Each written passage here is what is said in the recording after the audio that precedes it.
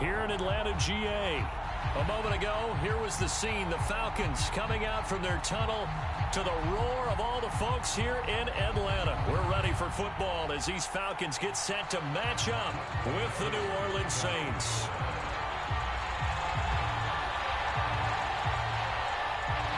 Two teams trying to stake their claim to postseason football. Week 14 of the NFL is underway.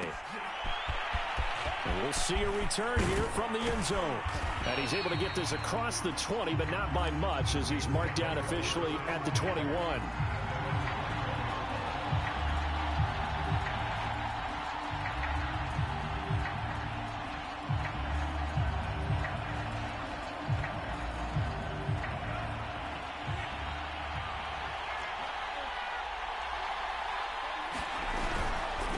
Nearby Norcross, Georgia, it's Alvin Kamara. And he's going to get this one across the 30-yard line.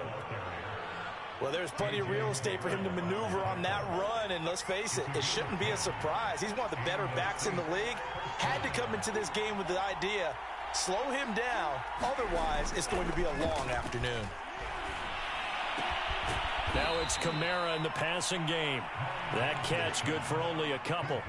For these two teams, they met in New Orleans earlier in the year with the Saints coming out on top. So a win here in Atlanta would give them the season sweep. 8 yards to go on second down.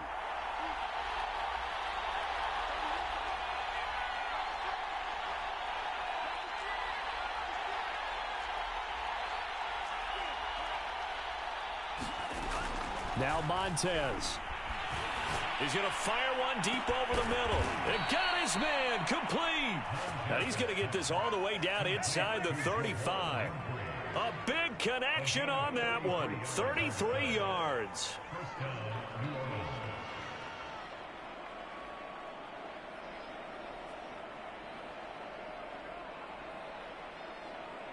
So the big play changes the complexion of things. Here's 1st and 10 just outside the 30. To throw, Montez. And the Falcons get there. The Falcons get the sack. Down he goes. Marlon Davidson in there to bury him for a loss of 11.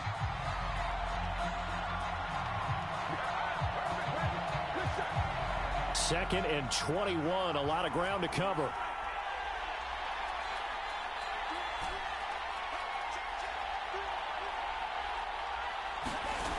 Here's Montez. That's caught by Marquez Callaway. And they'll wind up getting this to the 37. Gain of 9. Well, this defense for the Falcons, they were terrific last week in the win over Denver. And every defensive team that we talk to, they spend a lot of time talking about creating turnovers. And anytime you get 2 or more in a game, you've had a really good performance. They exceeded that number in a huge way. They got the football back 4 times in the win. They'll get this out to Kamara. Touchdown, New Orleans. Alvin Kamara, touchdown number 15 of the year. And the Saints have taken the early lead. Getting your back involved, what's the importance there in the passing game? Well, oftentimes you can create mismatches because who's going to cover him? And you get him into space, which is where he likes to operate with the ball in his hands. Oftentimes makes people miss, gets that run after the catch, and off he goes. And into the end zone.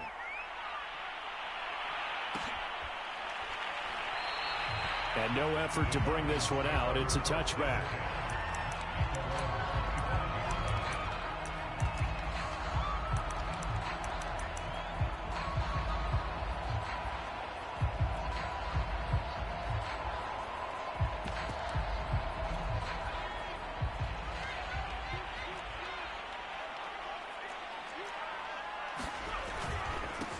On the ground, this is Saquon Barkley shedding through the defense. And he's going to be taken down with a marker on the field. So let's see about the call. You can see this quite a bit on running plays with the guys out wide. A lot of times, though, it doesn't get caught. You're exactly right, because it's away from the play usually. So a lot of it goes undetected. But I know this will surprise you. I coach some receivers in the offseason. We work a lot on hand placement and blocking downfield. might want to take that course. Now a play fake here on first down. Well, he's going to take a shot right away. And it is incomplete. Good positioning there downfield to break that one up. Now, these two teams, you might recall, met back in mid-season, Week 8 to be exact. And it was the visitors getting the win there, so they'll be looking for the sweep back here at home. To throw on second down, Carson. And he takes a shot on the release as this will be incomplete. Charles, already trailing by touchdown early. This offense, how imperative is it for them to get points out of this drive? Well, they feel like they have to go ahead and match because of what was already on the board against their defense. But I think even more so, you just want to avoid 3 and outs. You want to be able to stay on the field for a little while, let your defense catch their breath a little bit, even if you don't score any points. Now on 3rd and long, they'll look to throw. Oh, it's intercepted. He was trying to get it to Ridley. Picked off near the 29. And he will take this one home. It's a touchdown. A big play there by the rookie. An interception followed by the return for 6 points. If you want to be accepted by your teammates and coaching staff, make plays like that. Lutz good on the extra point. And that'll make the score 14-0. So they'll get another shot on offense following that pick 6. And now the kick is away. And no return on this one as the fair catch is signaled for and taken.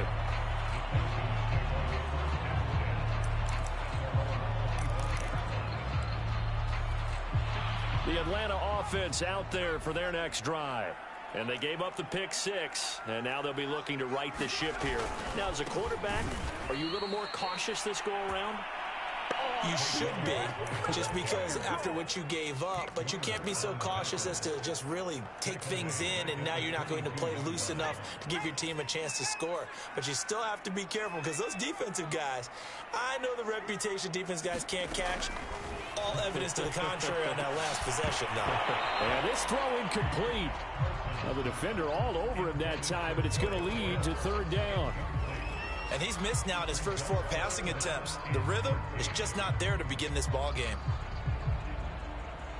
An incomplete pass on that last play, and that means they'll need to come up with something here on 3rd down. Operating from the gun, Carson. Open man is Kyle Pitts, his tight end. And he's going to have a Falcons first down as they're able to get the 3rd down conversion. You can almost hear the sigh of relief coming from their sideline and from their point on the field because this has been a tough start for them thus far. A much-needed first down there. They needed something good to happen. Plays like that will continue to help them dig out of this hole. No gain on the screen there at 2nd down.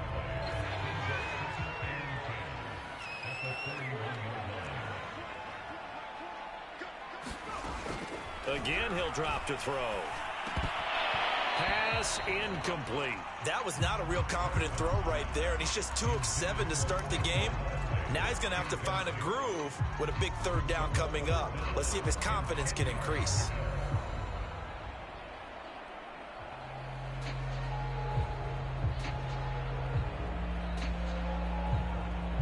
They come up to the line now facing a 3rd and 10 after the incompletion.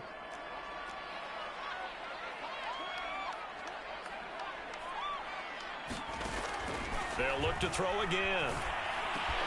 Oh, he's got his tight end pitch complete. And he's going to be taken down here with a penalty flag on the field.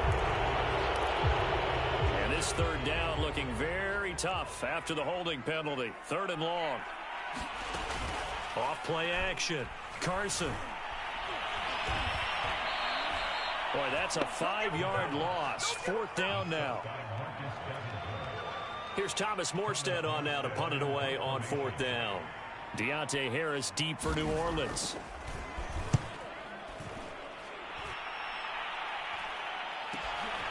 And it's fielded at the 34. It'll be 37 yards there on the punt. And the Saints will take over with a first down and 10.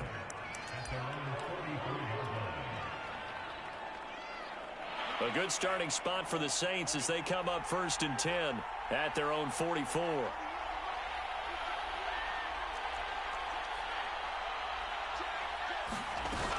The play action fake. They'll look to throw. And he just gets rid of it. Throws it away. A wise move there. Looked like nobody open. Now second down. And I can see the officials kind of looking at each other down there, silently wondering, does this meet the level of grounding?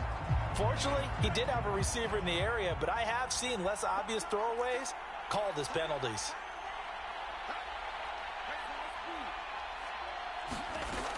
And second and 10, he'll look to throw again.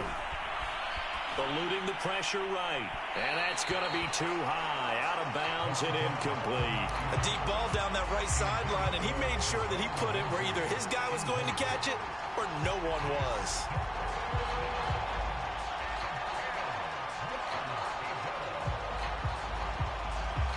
Now they face a 3rd and 10 after back-to-back incompletions.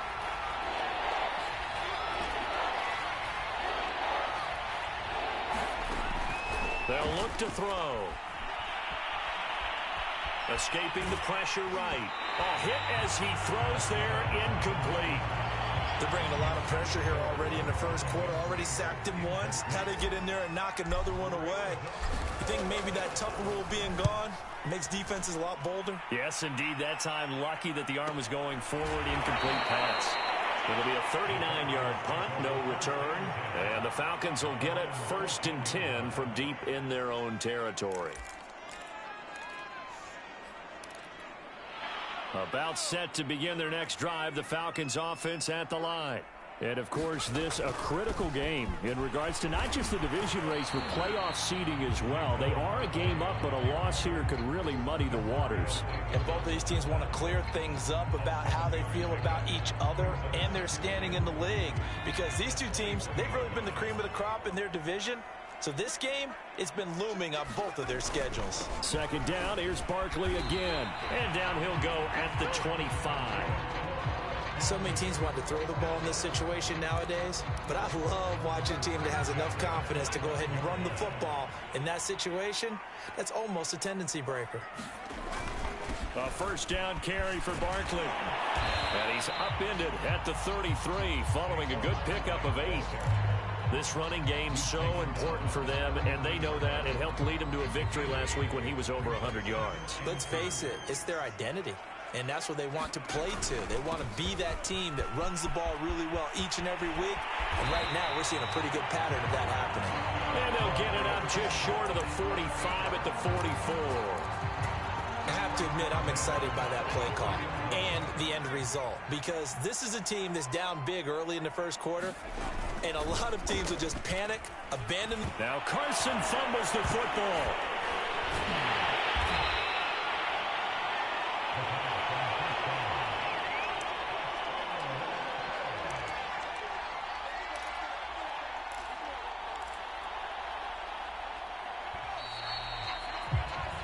14-0 the score. This is the NFL on EA Sports.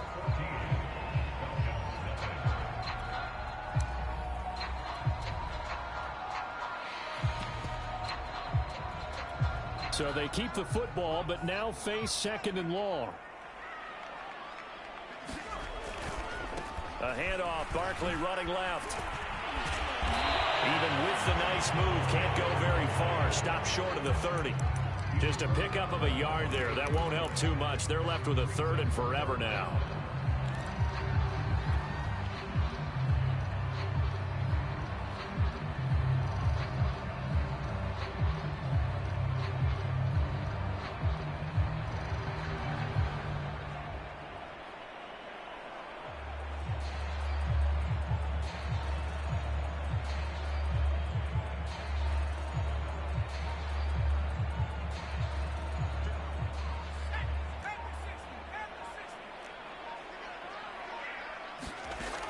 Back to throw. Carson. Well, it's intercepted. He was trying to get it to Ridley.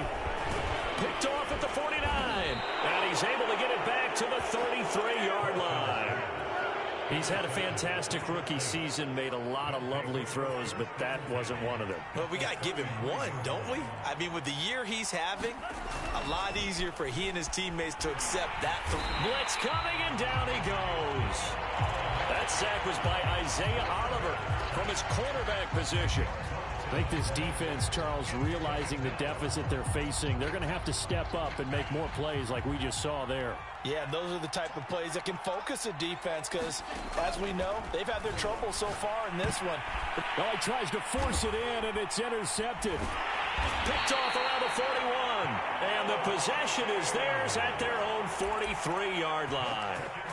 This defense had 3 interceptions last week. They're on pace for more than that here, 2 in the first half. Do not adjust your set. This is not instant replay. This is a defense that is locked in. They're essentially running the routes for the receivers. And for the 3rd time here in this half, it's intercepted. Picked off at the 15. And he'll take this across midfield and inside the 45. Certainly not what he was hoping for, Charles. That's now 3 interceptions in this ball game. But there's a lot of knowledge to be gleaned every time you throw an interception if you do things the right way. And hasn't there been a pretty darn good quarterback along the way who threw a lot of interceptions early, learned from them, and became great later? Who would that be? That'd be one Peyton Manning. Threw 28 his rookie year. That's the NFL record. How'd things turn out for him? I think okay. He's a guy in all the commercials now, right? Yeah, I think he's doing okay. Not much there. Maybe a couple as he's taken down at the 40. The line to gain is the 33 on 3rd down. He'll drop to throw. Flush to his right. And he'll be hit as he releases it, and that'll fall incomplete. They certainly had good starting field position on that drive, but couldn't do anything with it after 3 plays. Have to admit that that's a disappointing end to excellent field position. When that drive started, they had 6 points that they were thinking about. I got the interception, but very little movement after, and that forces him to settle for 3. And it does feel like settling when that happens, doesn't it? It certainly does, but we got to give a lot of credit where it's due, and that's to the defense because they ran onto the field. This is what we call sudden change, right? Interception, you got to go put out the fire, and they did, holding them to a field goal.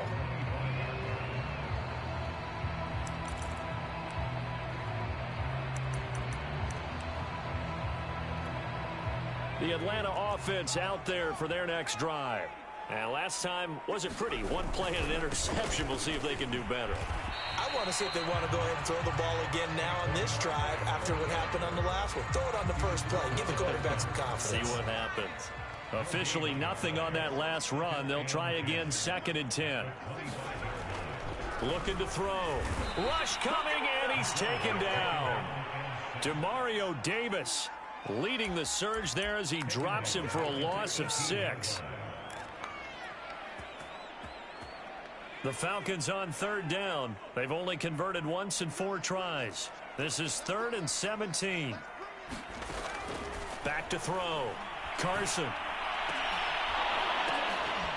And his pass is intercepted for the 4th time today. Picked off around the 41. And the return here will go to the 31-yard line. Yes, folks, that is his 3rd interception, and I'm going to use one of the most overused phrases in football. He's a ball-hawking safety. I love the way that you called for the shot there. That's perfect, though, because there is something to that. Being a safety often allows you freedom to roam around a defense, maybe not a specific assignment. Today, nowhere to go here. He lost the football, and the Falcons grab it. And his crew will take over at their own 45-yard line. He was under duress, surveying, trying to find somebody to get the ball out of his hands. In the meantime, the defense, they took it out of his hands. And when the ball snapped, I know exactly what the defense is thinking. Get a sack, put him on the ground. But when you can also knock the ball free while doing so, oh, there's the bonus for you as a defender. And he'll manage to pick up about 4. It's 2nd down. Well, they did throw interceptions on their last 2 drives, so no surprise at all they decided to start it with a running play. I'm actually a little bit surprised, though, that they got as much out of it as they did. Yeah, decent little gain. Puts them in a pretty good spot for 2nd down. Running again with Barkley on 2nd down. And he'll be brought down at the 45-yard line. Exactly what they needed right there, because they needed to use the ground game to take some pressure off, because the quarterback's been struggling a little bit.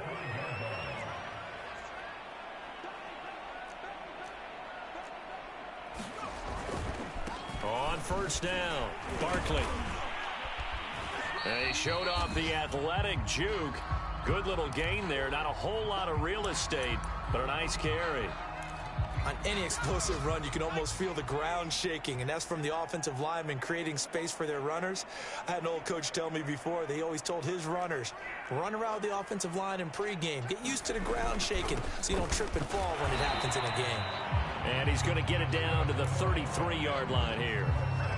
2nd and inches is oftentimes an invitation for an offense coordinator to take a big shot downfield because he feels like he can come back on 3rd down and pick up the 1st down. But sometimes you just don't want to break tendency. Stay with what you are, stay with who you know, and go get the 1st down. That's exactly what they did.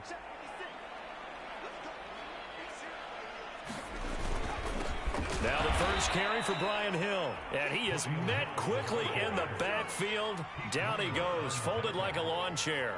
He'll lose a yard there, and it's 2nd and 11.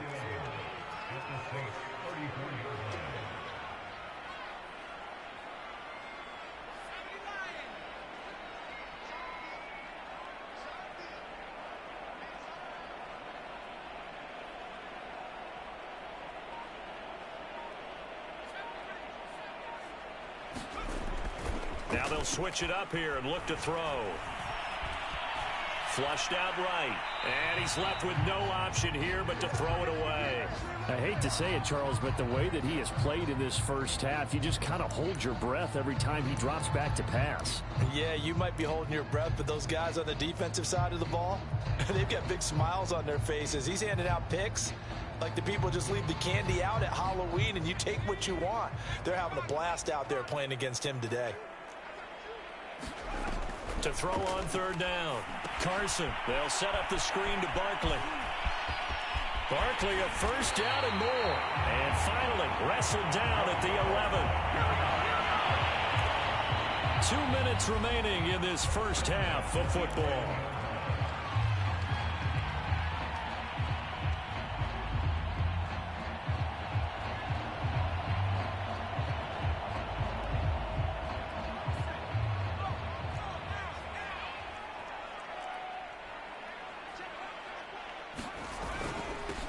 They'll run on 1st down. It's Norris. And not able to break away this time as they're going to stop him right around the line of scrimmage. Officially, it's a 1-yard loss. That's going to bring up 2nd and 11. They'll try the left side. Norris. 2 runs in a row, but only 2 yards to show for it. On a 2nd and long, it's really nice to see an offense that has enough confidence to run the football in that situation. I think that goes back to their practice and game planning. They've seen things that they've seen on tape and in previous games that led them to believe that even in a long-distance situation, they can still run the football and gain enough yardage to put themselves in a good spot on 3rd down.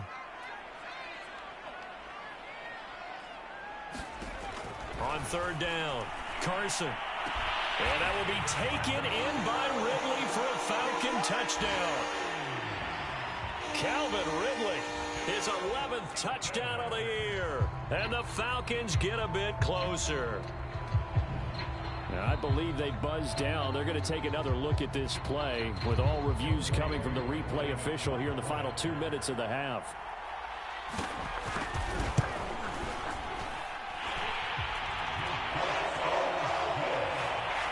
So they called it a touchdown originally, and this will stay a touchdown after the video review, so they have it right.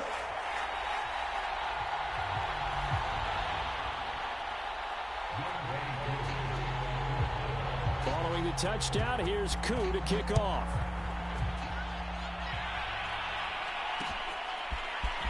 From a yard or 2 deep, here comes a return. And only able to get this to the 19, so probably should have opted for the touchback.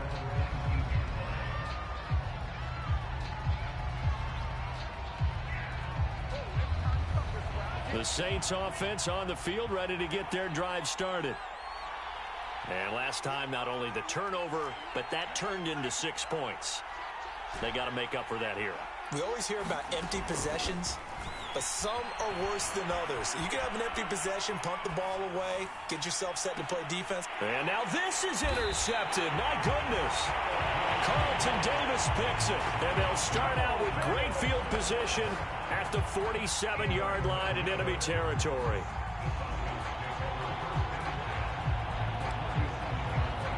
1st and 10 here. And, you know, if they could just get 3 out of this, something about whittling it to a one-score game at half that might provide a psychological boost. The beautiful fake. Well, he is out of bounds, but not before he's inside the 30. 53 yards rushing for him as he has been tough to stop here in this first half.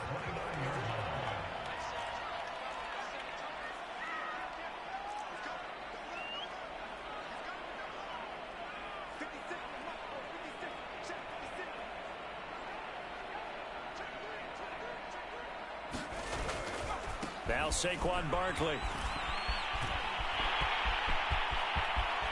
And he'll take it into the end zone. Touchdown, Atlanta. Saquon Barkley. Touchdown number 15 on the year. And the Falcons get a late score here in the final minute of the first half. Coup for the extra point.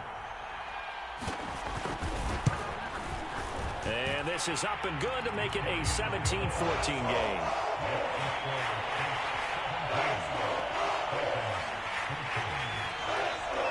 Following the touchdown, here's Coup to kick off.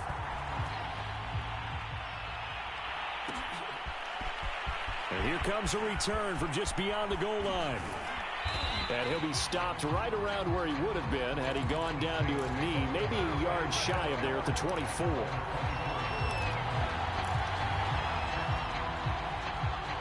The Saints offense on the field, ready to get their drive started. And with 40 seconds to go, that's, you'd think, time enough to try to mount a drive should they decide to do so. They begin on the ground with Kamara. And he gets this one just shy of the 40, down at the 39. So a decent gain, but all for naught on the penalty. It's too bad, isn't it? They were feeling pretty good about it. The only people celebrating, the guys who just gave up that play.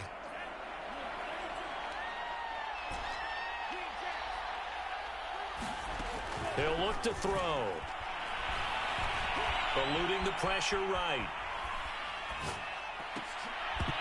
And that is incomplete. Oh, the coverage a little too good there, and it's second down.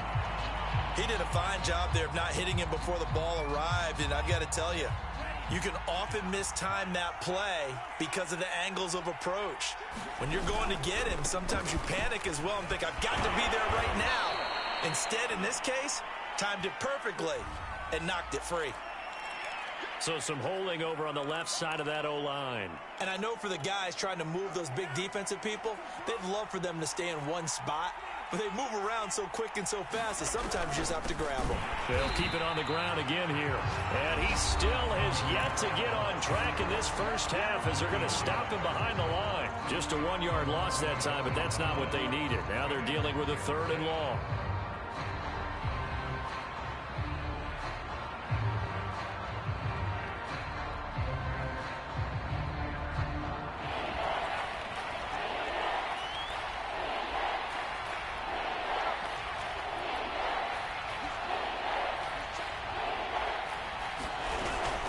Here's Kamara on the read option. And they'll indeed stop him on 3rd down. And now what do you want to do with your timeouts? The Falcons going to use the 2nd of their timeouts as the clock will stop with 18 seconds to go in the first half.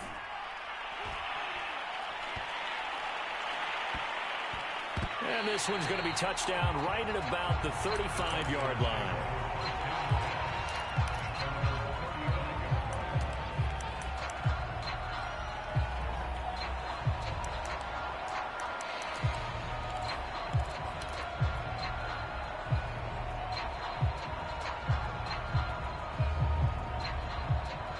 About set to begin their next drive, the Falcons offense at the line. And with 10 seconds left, not really enough time to put something together. Throwing on 1st down. Carson. This one goes out wide for Barkley. And he'll be out of bounds after getting this one across the 40. That'll give him 8 that time. And that'll make this a 2nd down.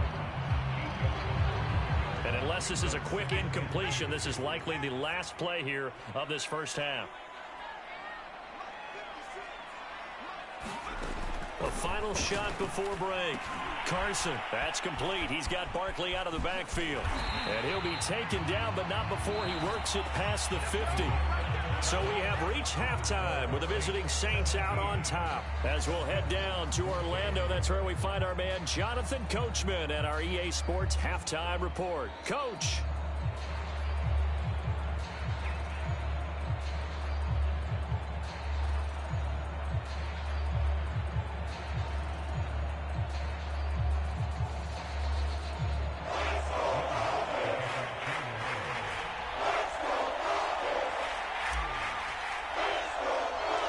It'll be Falcons football, and they trail here as we get back underway on EA Sports.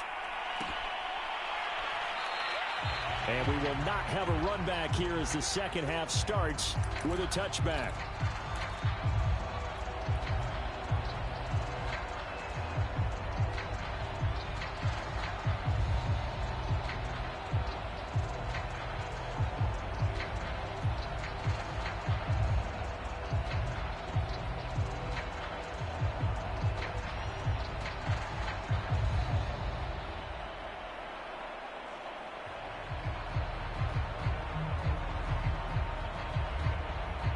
The Atlanta offense out there for their next drive.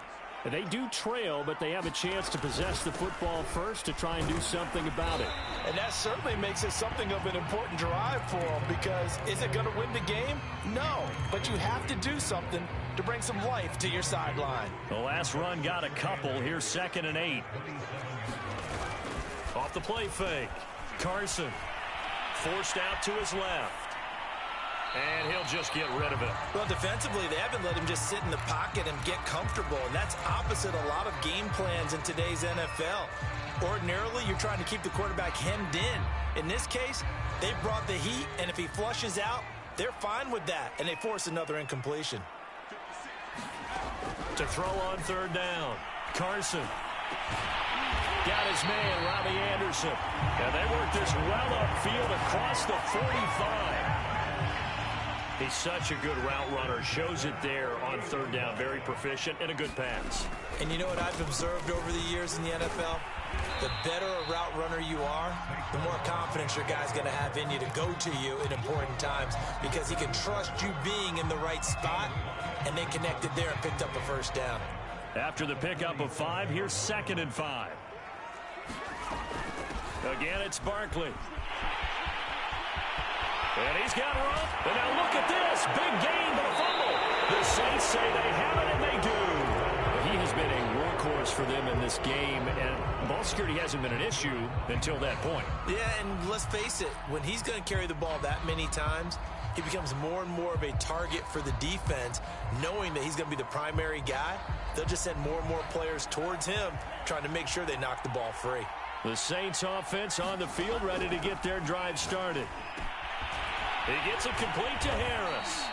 And they get him down, but not before he takes it across the 40-yard line.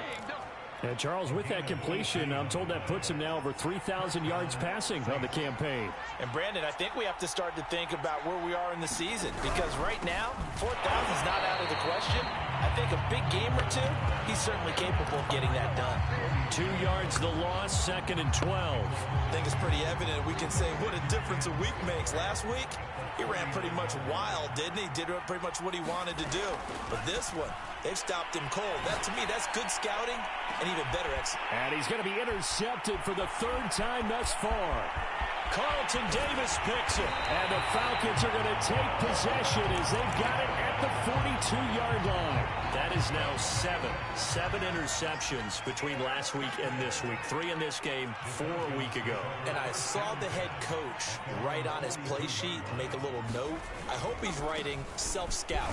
Bring in the guys that scout games for you with a different eye and watch him and see what's going on, and maybe they can pick up what the flaws are, and hopefully they can correct them.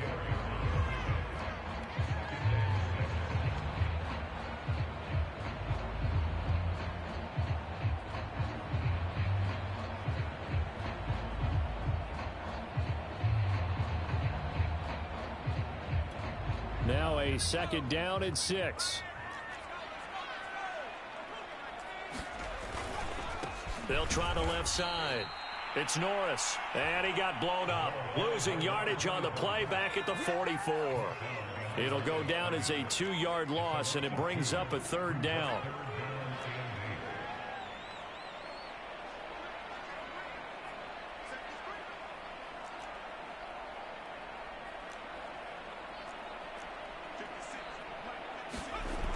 Off play action. Carson. And that is incomplete. That's an excellent job right there on 3rd down. Like any defense, you never want to let them get anything started, and that would have been a 1st down. Instead, you saw the contact on time, no penalty, and before this drive could get wings, it's 4th down. Here's Thomas Morstead now, as he'll punt it away for the 2nd time.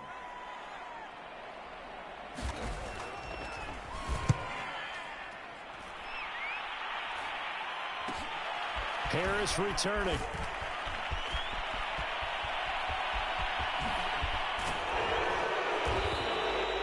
A very good return that time. 18 yards. And possession will switch hands, 1st and 10. The Saints offense on the field, ready to get their drive started. They start the drive on the ground. Kamara. Running lanes were at a premium in the 1st half, but he's able to find some room there, and he's hoping that that's a precursor of a big 2nd half.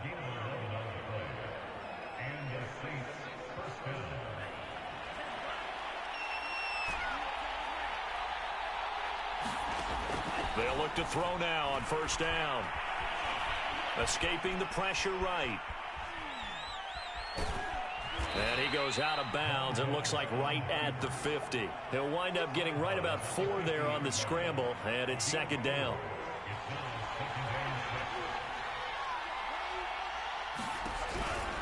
They'll run out of the gun with Kamara. And some space here. And he is out of bounds, but not before he's inside the 30. 50 yards rushing now on 8 carries for him so far. So after the run by Kamara, now another 1st and 10. They'll set up to throw. That's going to be caught. Touchdown, Saints. Marquez Callaway, his 6th touchdown of the season. And the Saints add on to their lead. Lutz with the extra point, and his guys will take a 10-point lead. After the touchdown, Lutz to kick it off. And a fair catch signaled for and taken successfully.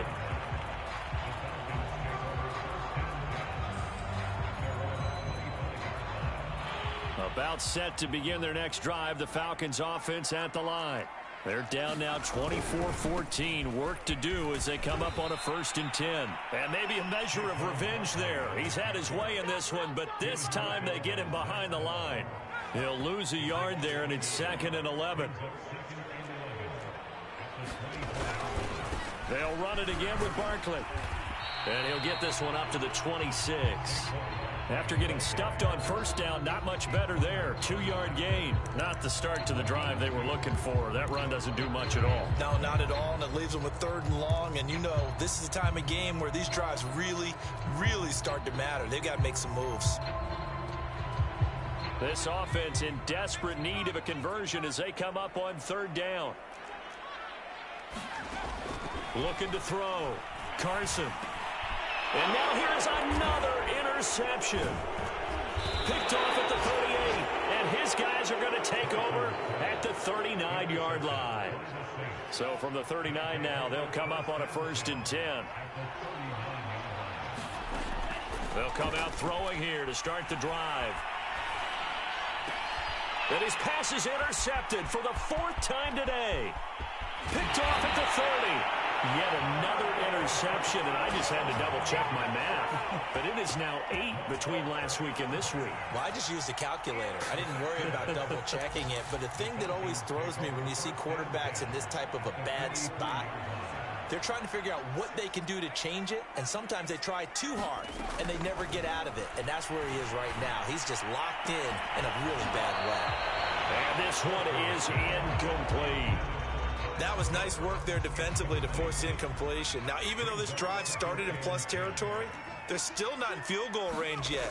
So they can work towards another couple of stops and not allowing that turnover to hurt. Now this pass into the hands of Saquon Barkley. And he gets it inside the 35 and just shy of the 30.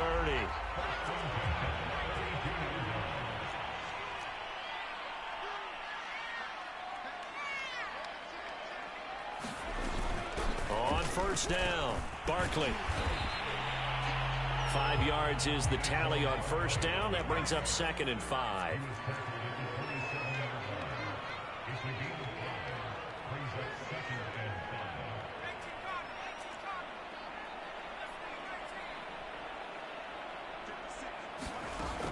From the gun, Carson.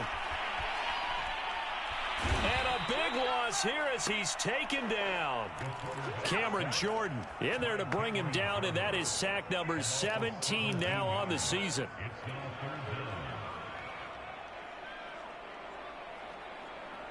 And some secondary help here for the defense in the nickel on 3rd and long.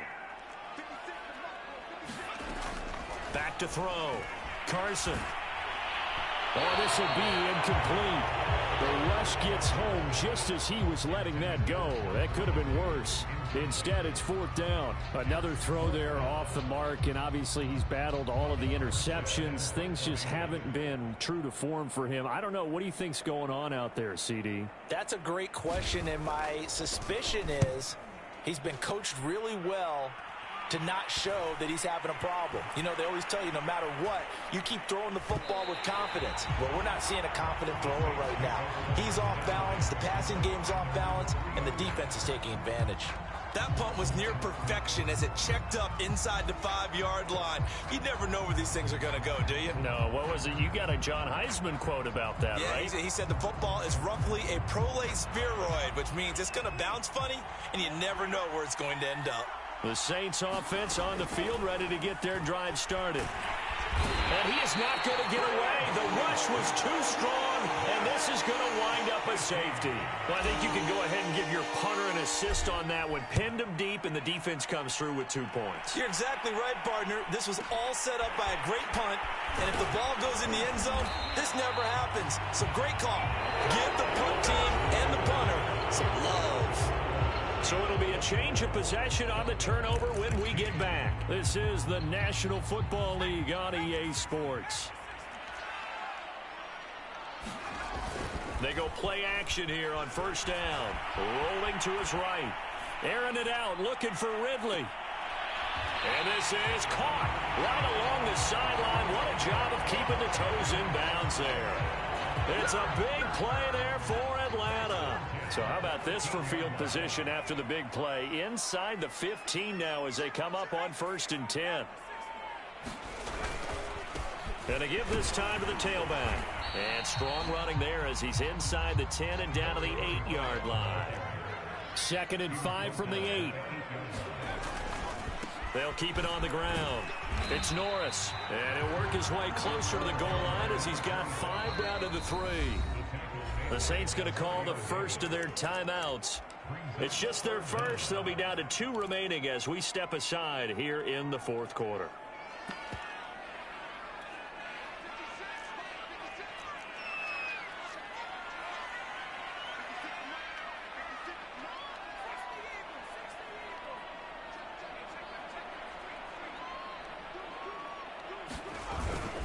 They'll try to run for it with Barkley. And he won't have the touchdown, but he will have the first down as he's tackled at the 2. Barkley is going backwards as he'll be tackled back at the 4-yard line. It's a loss of 2 there, bringing up 2nd down.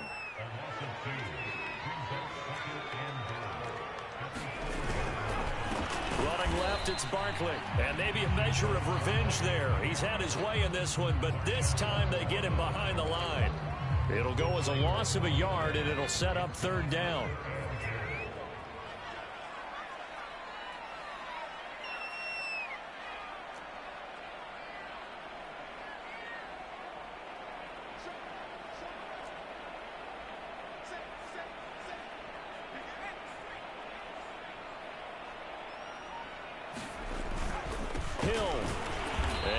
push his way forward down to about the 3-yard line.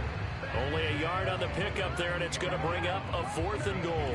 I know this is your spot, partner, so forgive me for jumping in, but there's no decision right here. They have to go for it in this situation. They're down on the scoreboard. How many other opportunities are you going to get? Yeah, I'm with you. 4th quarter, like you said, down on the scoreboard. And remember here, a field goal virtually does them no good. And it's incomplete. They cannot convert, and they turn it over. They're turned away on 4th and goal.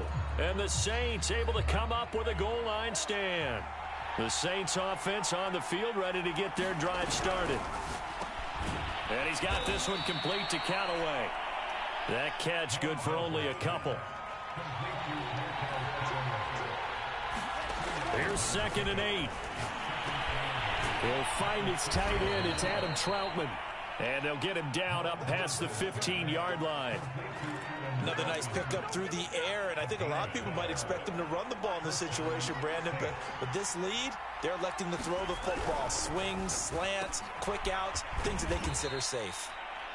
That catch good for only a couple. The goal of a wide receiver screen is get enough blockers in front to create a wall and let him pick his spot to run the football. How about the defense there, swarming to it and not allowing that to happen? Did not let him get downfield. Back to throw again. He'll get this to his tight end, Troutman. Oh, he's hit. He lost the football. Put it on the carpet. And the Falcons grab it. And he'll take this back down inside the 20. I know when you're looking at the scoreboard clock, we're getting near the end of this game. But they were in what was really called 4-minute offense. And that's practice, meaning taking care of the football, taking time off the clock, not giving them a chance to come back. But bottom line is, what did I say in the beginning? Taking care of the football. That didn't happen. Didn't do it. A costly turnover. 2nd and 9.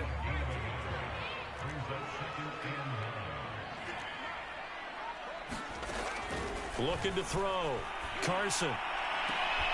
And it'll be intercepted. Able to get there and pick it. Oh, no, he lost the football. But this will fortunately wind up out of bounds. The Saints offense on the field ready to get their drive started. Another important 4th quarter series coming up. That last INT helping to maintain their slim advantage. And he got blown up on that play. Back at the 20. Now, despite the completion, they're going to wind up losing 3 there. 2nd down.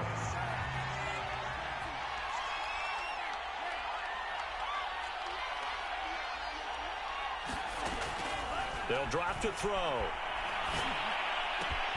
That's taken in by Callaway. And they're able to get this one across the 35. And these guys certainly are not hiding what their intention is. They're absolutely showing it. They're definitely not going to sit on this lead here in the 4th quarter. Here's a play fake as they set up to throw. He's going to fire one deep, middle of the field. Played, took a shot, couldn't connect. It's another zone defense. It looks like it's open for... And a nice job patrolling the middle of the field and forcing an incompletion. So after the incompletion on first, now 2nd and 10. Trying to run down some clock with Kamara. And able to get this one all the way up to about the 46-yard line. And now defensively they're going to burn their first timeout. Remember, they get an extra time built in coming up here shortly at the 2-minute warning. The Saints on 3rd down. They've only converted once in 4 tries. This time they face a 3rd and 2. Now back to throw. Open man is Winfrey. Touchdown, New Orleans. Juwan Winfrey, his 3rd touchdown now on the year. And the Saints look like they're going to get back in the win column as they extend their lead here in this 4th quarter. Lutz good on the extra point, and the lead is up to 15 now. After the touchdown, Lutz to kick it off.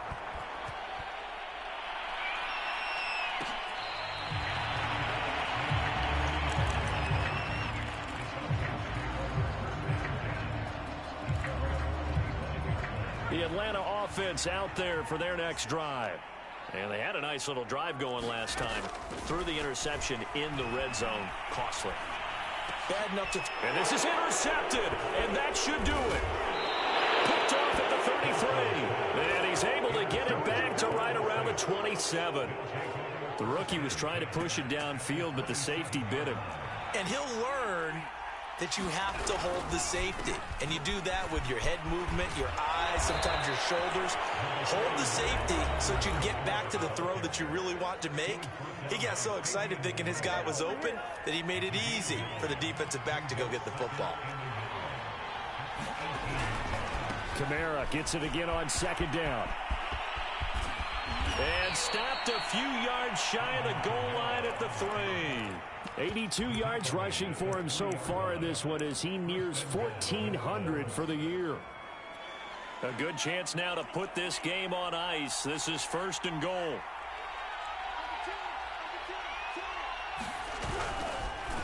Nowhere to go here. He lost the football. And the Falcons grab it. And the return just out across the 15 to the 16-yard line. Well, I'm guessing that on the sidelines there might be a few words said about that mistake there, but I don't think it's going to hurt them in the long run. They're still going to get out of here with a win. Yeah, they got the two-score cushion, but you know what coaches say, Charles? Finish strong. Finish the game out the way it's supposed to be played. He's got a man complete. And he'll be taken down, but not before they work it across midfield. A big play that time through the air. 38 yards. On 1st down, Carson. And this is intercepted, and that should do it. Picked off by Marshawn Lattimore. And he'll return this ball across midfield to the 47-yard line. Defensively that time, they were in zone coverage. As a rookie QB, what lesson can you learn there? Well, understand this. You saw zone in college, and the defensive backs reacted, but they don't react like they do on this level. So when they're in zone and they see the ball coming to them, they'll react at least a half a second. Under a heavy rush, and down he goes. It looks like a loss of right around 11 there on 1st down to set him back on 2nd.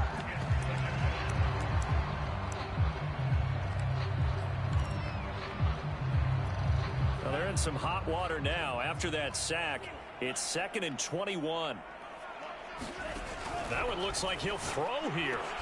And intercepted. Maybe the turning point they need. Picked off right around the 43.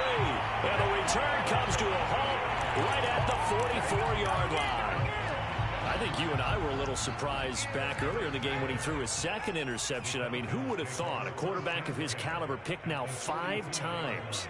It's beyond stunning to me because we're used to that with maybe a quarterback with less experience or less talent. But a quarterback of his caliber, I can't believe what we've just seen. Absolutely. If you would have told me this coming into the ball game, I would have said never, not in a million years. But here we go.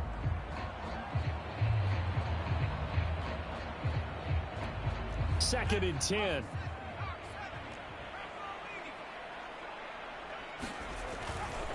They'll try the left side. Barkley. They do get a yard there, but only a yard. Leaves them with 3rd and 9 looming.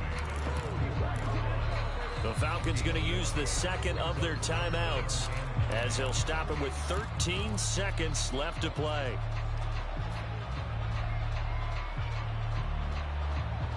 The 1st down line at the 34 here on 3rd down.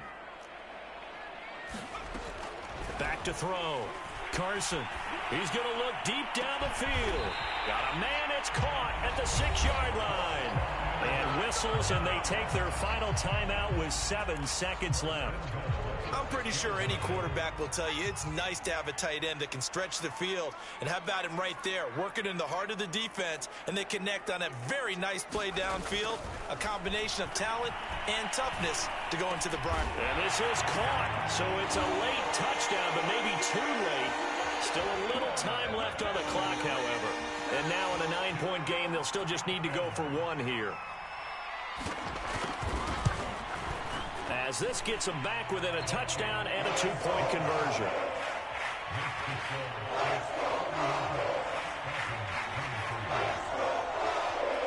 So with just a few ticks left, they need a miracle. And a timeout comes in. The whistles blow with 3 seconds remaining. So with just a few ticks left, they need a miracle.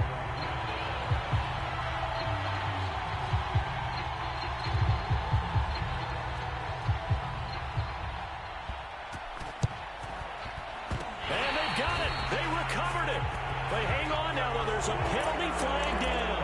A big mistake in that spot. You got to let it go 10. They didn't give themselves a chance. They had an opportunity, touched it first. Now they're in a really bad spot.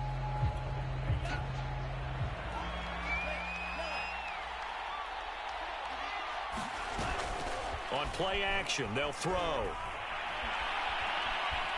Flush to his right.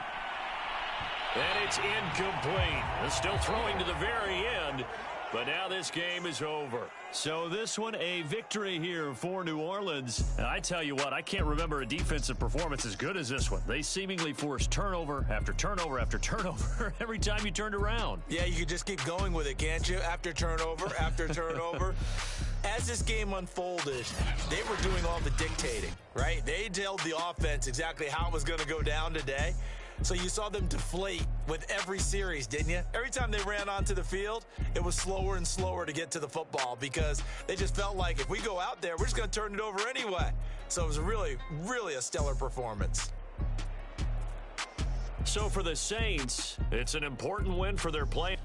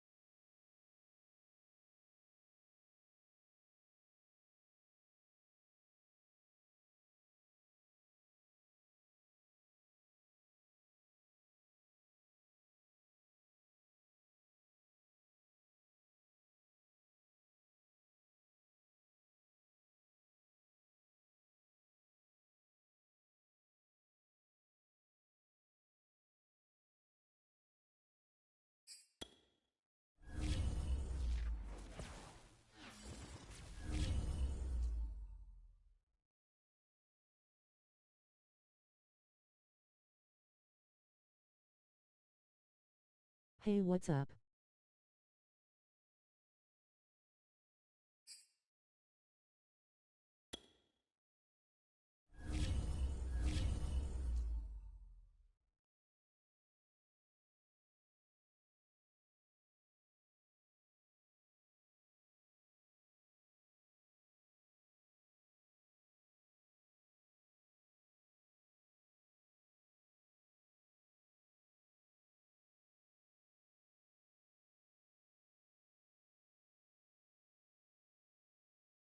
Sorry I didn't join earlier. I'm with my grandma. We went to Zap Zone and then we went to the pool and we're in a hotel right now.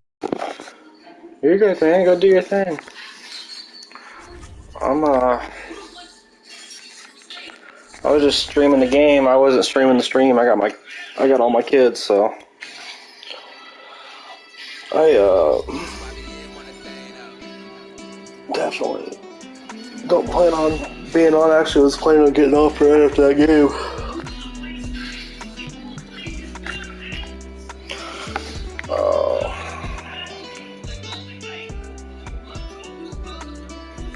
Must be nice. Must be nice, dude. I just worked fucking 9 hours, and I get off work and play one game. You're gonna tell me it must be nice? We'll see about that.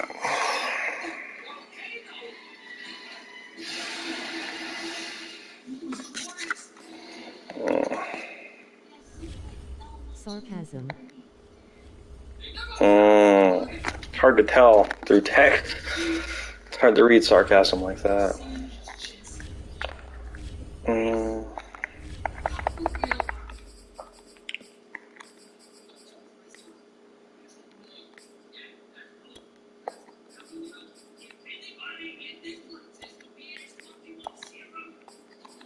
Yeah, sorry. Are you good?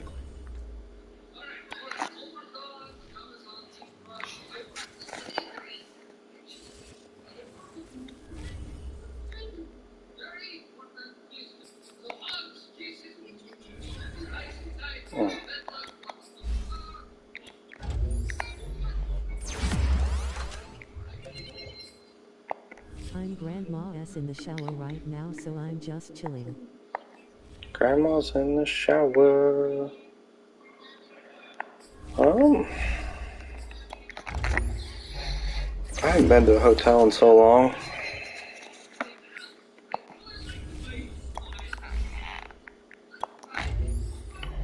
I want to.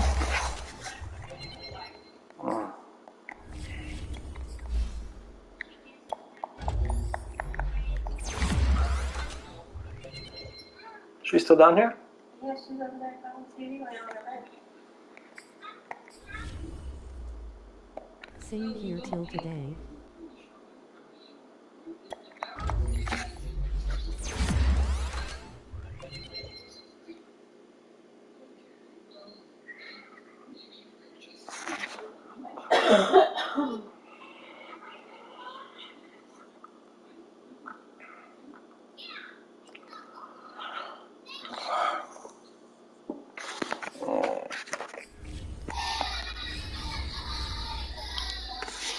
Oh.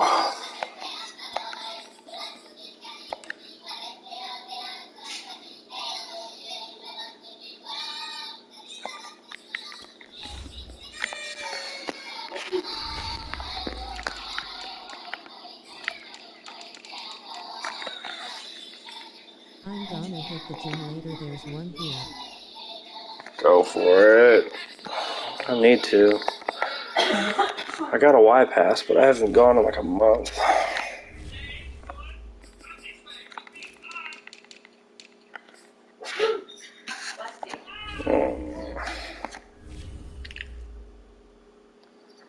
Fucking There's whole no body bench workout, press no bench press. Oh, fuck. Oh, it's a leg day then. Make it a leg day.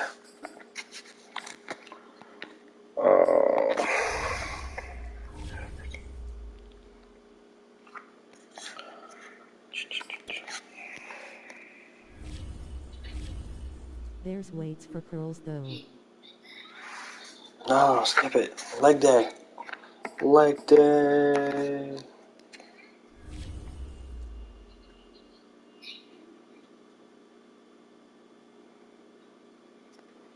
Leg day. Leg day. Leg day. Lol.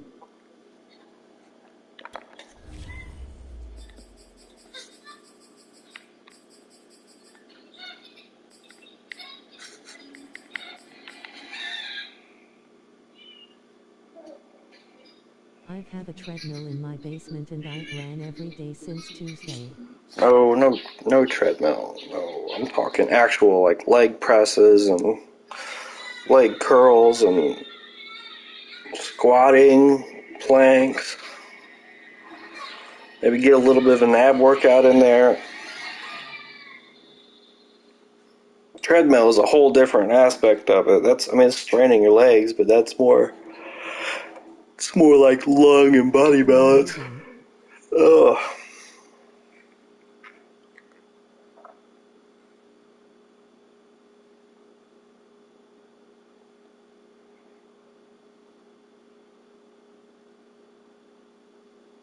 I wish you could come too. Yeah.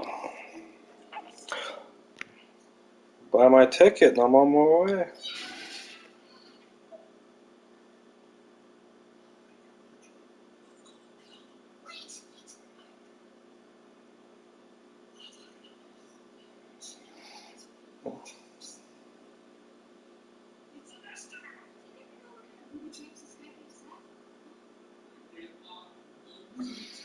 Oh,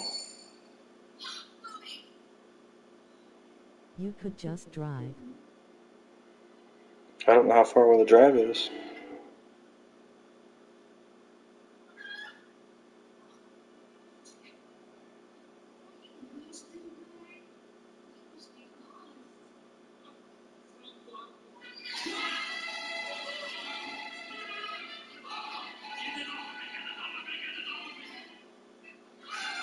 2 to 3 hours. Yeah, I don't know about that.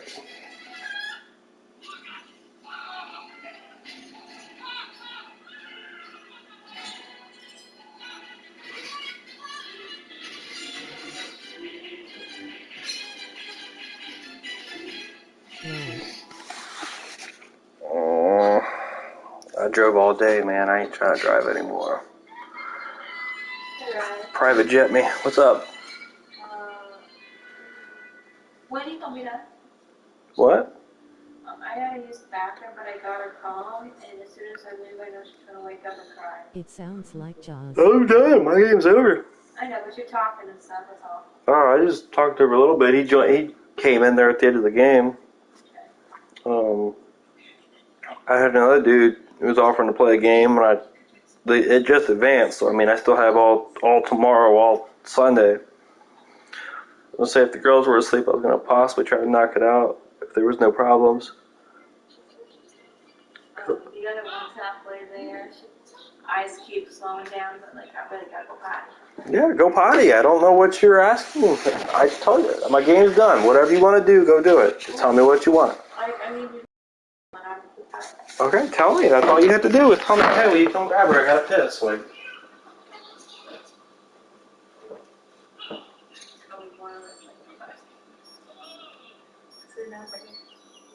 Oh, you can't turn on the steps. I moved them so just no one would get them dirty. You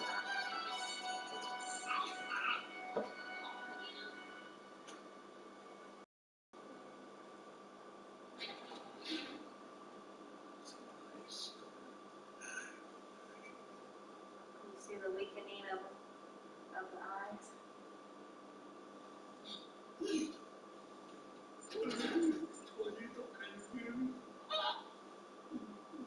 Such a sweet little chicken. That's it? huh? Was that that? Saturday. Oh, I guess the Beastie Boy. Oh, okay. Well, it's hard to see through driving, like, because I could think of exact, you know. No, he's like 2-3 hours away. He said he was at a hotel with his grandma. He said he's gonna go to the gym later. He wished I could come. And I was like, man, yeah, I'll come. I just don't want to drive anymore. I mean, he said he wants to private jet me there, and then that's when you asked me. Hey, have one uppies?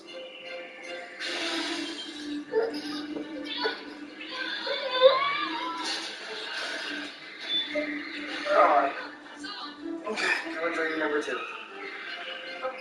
Where's Bobby? He's right here. Pass out. Should I wait till you come back? Yeah, she doesn't do 8 hours. Okay. I should check and say she's always filled them up, but she's been in that I since have to go to 2, 3 o'clock. My bad, Beastie. Oh, I just got back too. Alright, man. Peace out. Enjoy your workout. Your 9 o'clock at night workout. Lay down. You're okay. Hey. I'm not crying. You're okay.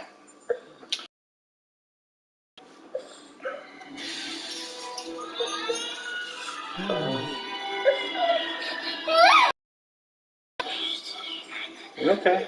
Hey, you're okay. Hey. You're okay. Lay your head down. Hey.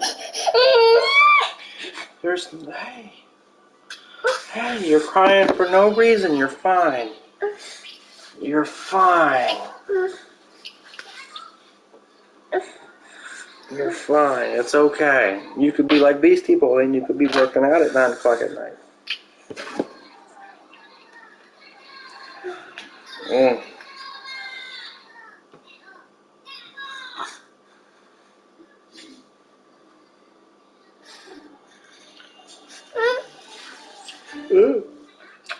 Mm.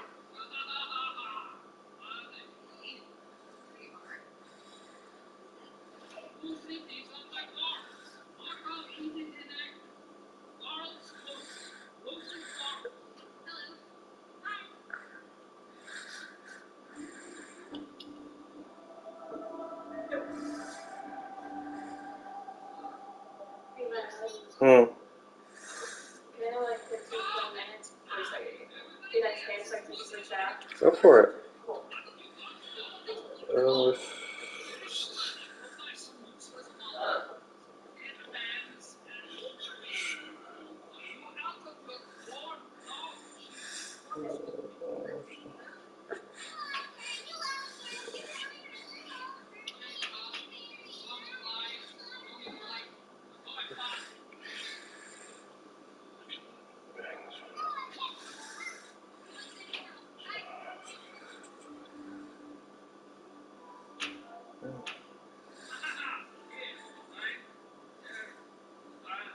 Say what's up to you real quick.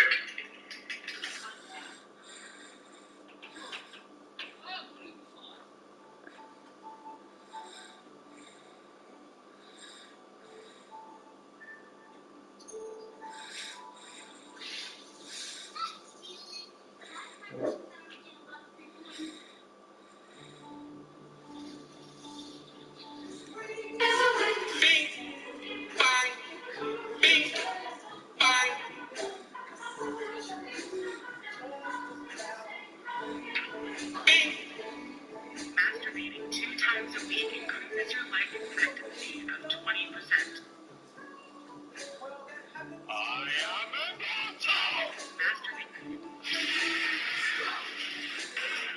If you think spotting your man like this, you're doing it wrong.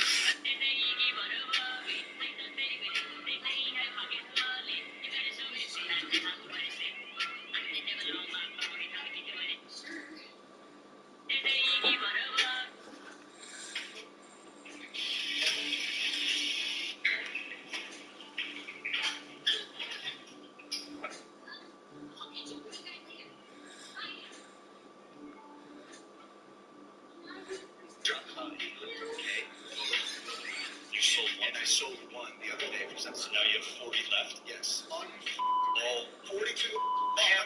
Let me run through them. Jeff.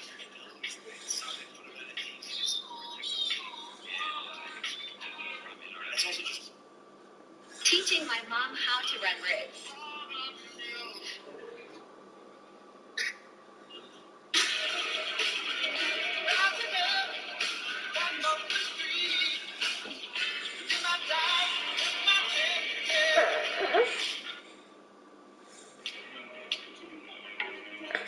Does he have an idea, or do I have to come up with it myself? He's got an idea, but it's not quite there. I'd have to give it to Janet Reno, because I've always had this business plan for home delivery of prescription medications, and that seems like it's more her market. This is stupid. I want to talk about vaginas.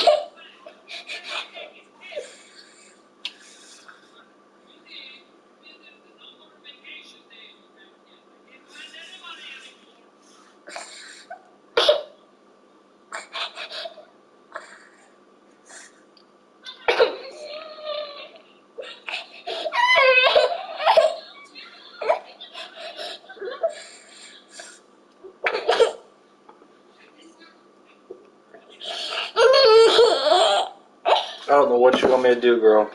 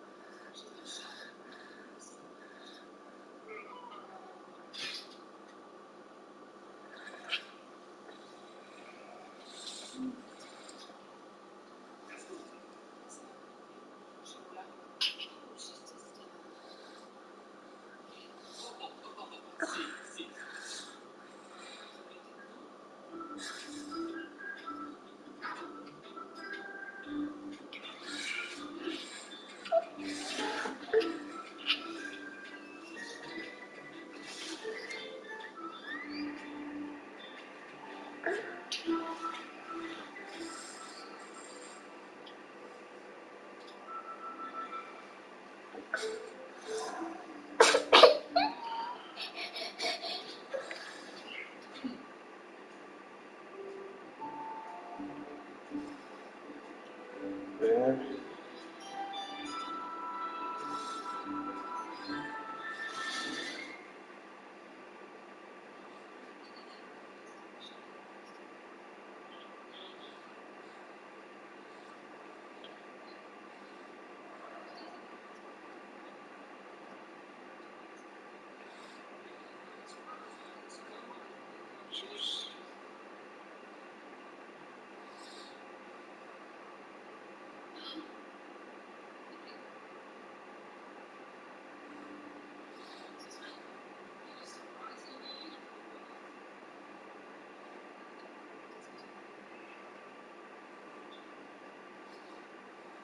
Ugh.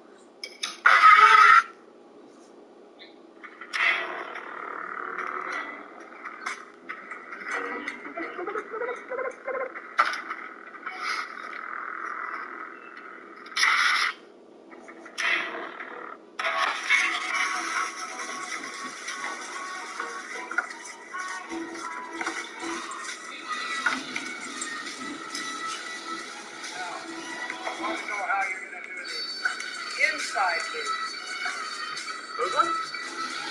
Yeah, those ones. Hey, the first one was an outside move. Yeah. So, and I'm really impressed that you guys are doing this. I've been here a long time, and I didn't.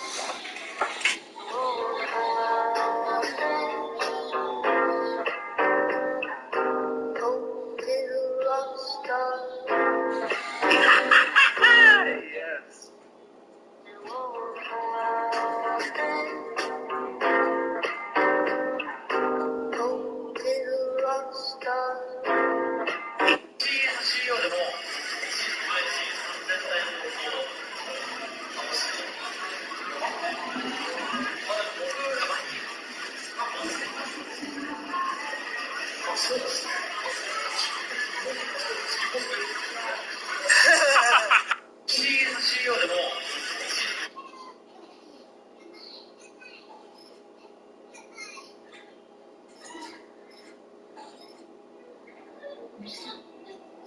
Fuck, would you do it?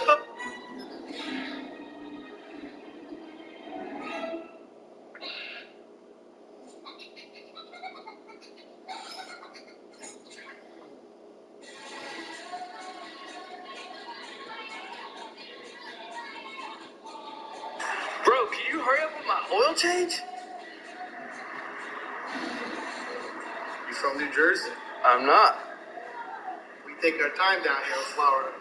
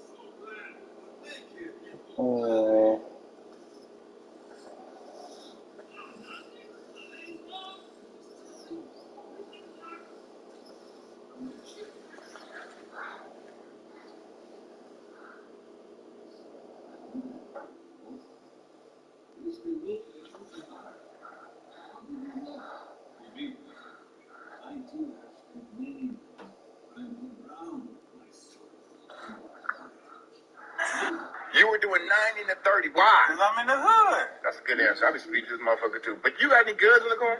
No, sir, I ain't got no guns in this car. I'll be right back and grab you one. Well, that's how you serve and protect the community. You were...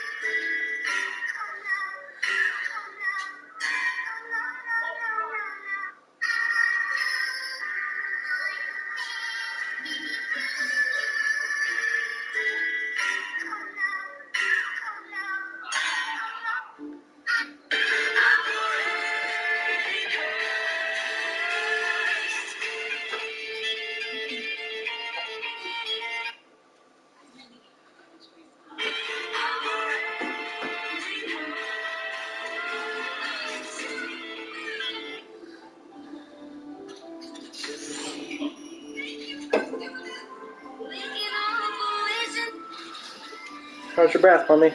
It's pretty okay. Very concerned of why I'm bleeding again, but... You'll live. Huh? You'll live, right? Hopefully.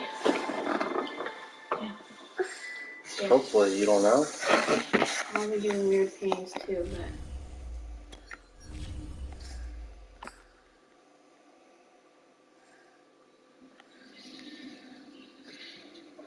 And, it also could be the whole air regulation of the birth control. Well, bleeding is a good sign, because it means I'm not pregnant. Oh, you're dying.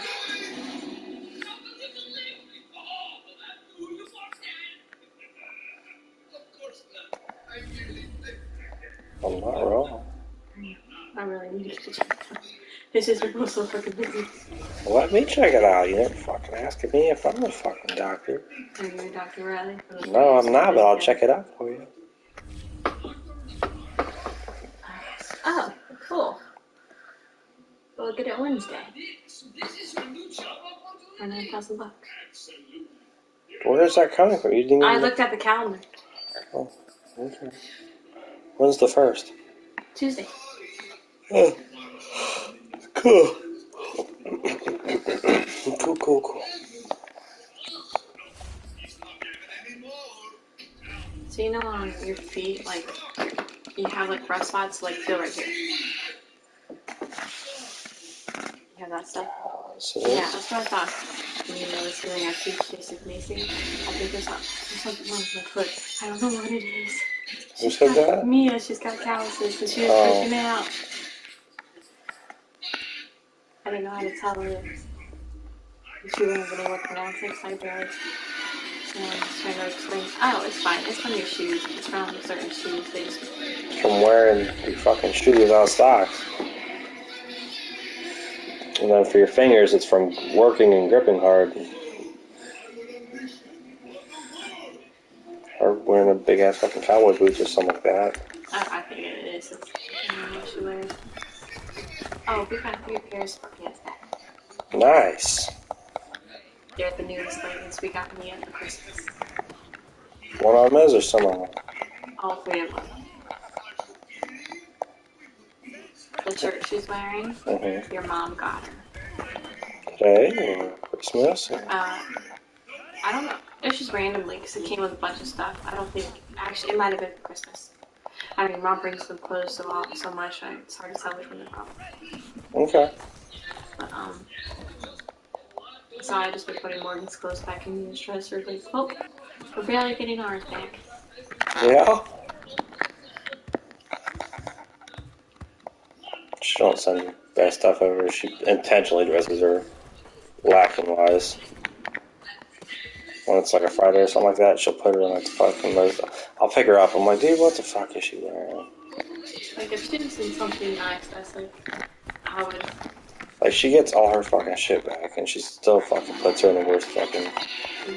Yeah, the only thing we have with Morgan is the... I mean, besides the underwear, but like, she changes underwear, then she gets them. We don't... No one exchanges underwear. It's weird. Yeah. Speaker comes in one pen and she goes back to one of ours. Even exchange. No. We only have one thing of mornings. You remember how I told you Mia had dry poops at one of her legs? See those pants already? No. They're mornings. They came out on the wash. Stains? Yeah. Are they not supposed to? I don't know, honestly. Poop stains your underwear and don't really come off to the extent. So I wasn't sure if it would on pants. What? You should technically just ignore your whole fact that you're in a game. No, I just saw the reflection in your glasses. Waiting on you to get out of your shower so I can text them and tell them to leave. Look on your look at this back and your friend. Okay. Oh. She might have what we had a couple weeks ago. She's not shit, so. I just had it last week. What do you mean a couple weeks ago? I had mine 2 weeks ago, then you had yours the next week. No, but this tiredness, she can't keep anything down. It's just that she's so young, her body probably doesn't have enough in it to shit her brains out and throw up.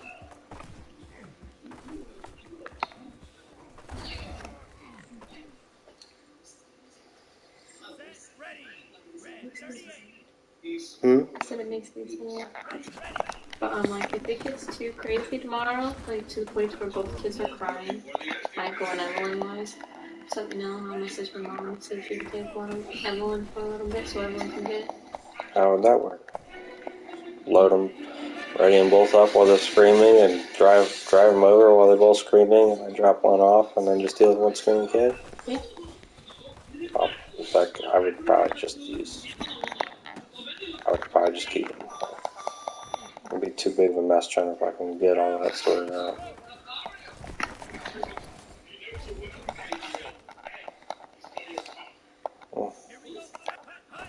Michael was pretty good today, other than burps. Burps? He's a little sick too, but like, he burped on him. He's been having some deep burps. Like he's burping himself, or? Yes and no.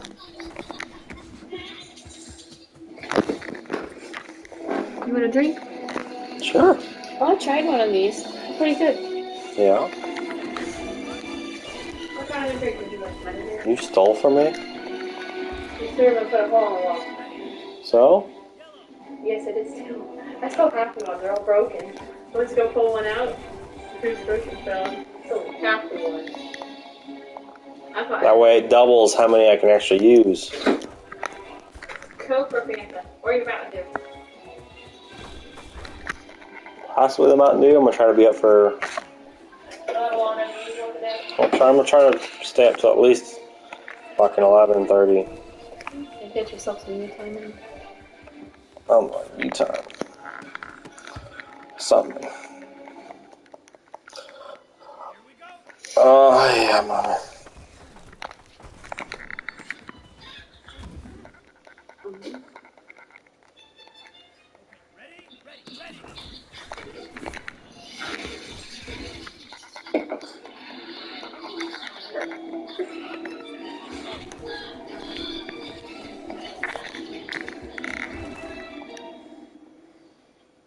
Was that Collins? Mm-hmm. Are those new or those have been out for? I feel like you sent me something about the Mountain Dew. No, I was just telling you, our Pepsi rep was in on Thursday, and he was telling us how they're going to come out with some alcoholic Mountain Dew.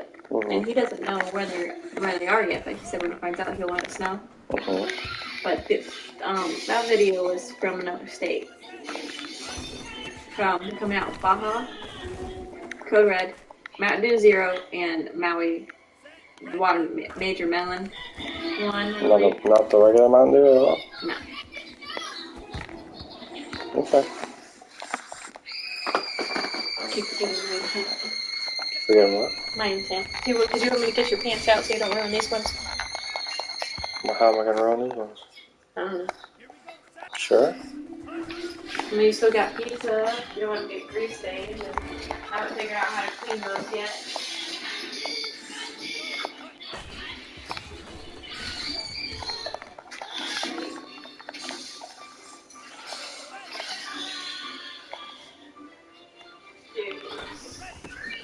smell my shirt. It smells like fabric softener. Mm-hmm. Smells good, don't it? Yes, it does. Is that from you washing my clothes? Yeah, Addict's fabric softener them. I never used it before, so it's only $1. Experimenting, so bitches know to stay away.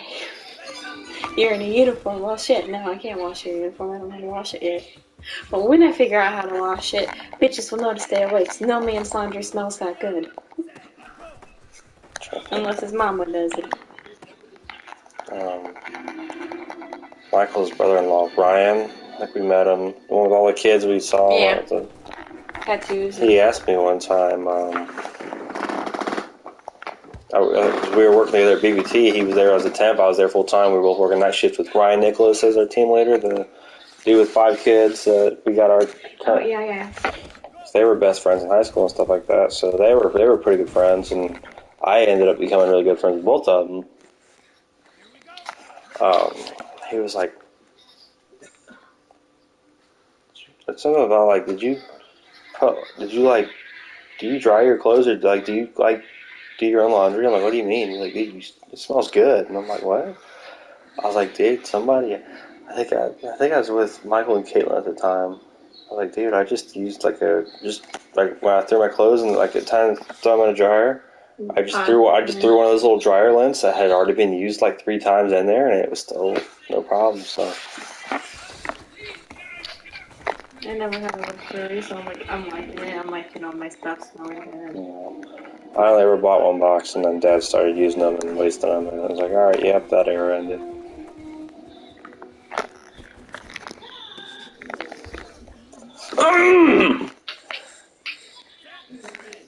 Well, next up is fabric beads and Fabric beads. Beads. They're fabric scent beads.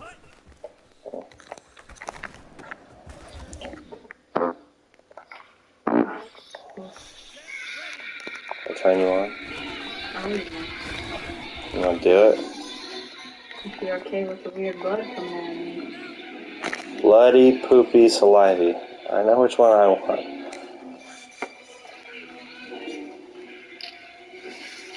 What? I don't fucking know. You said you were a condom. You don't fucking care. Yeah. Oh.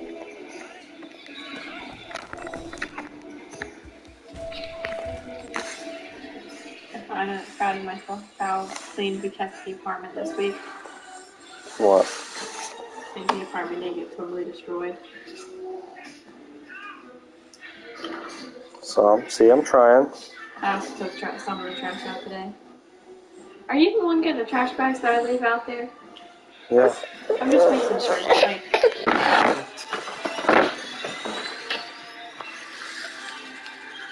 Yes, There's one out there, I think, this morning, and I've been trying to get them after work or something like that. Or like, you guys weren't home yesterday when I got here, so I threw it out and then came in. Sit down. Happy birthday. You thirsty? You want a drink?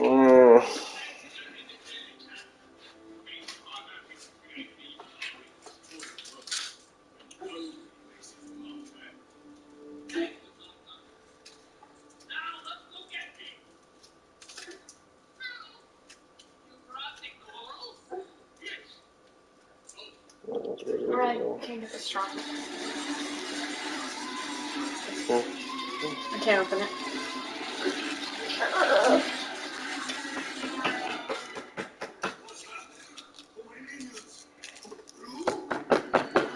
Usually it rips, like the paper rips in half when I take it off. Start fucking breaking through on the pointy end. Starting to piss me off now, dude. What the fuck?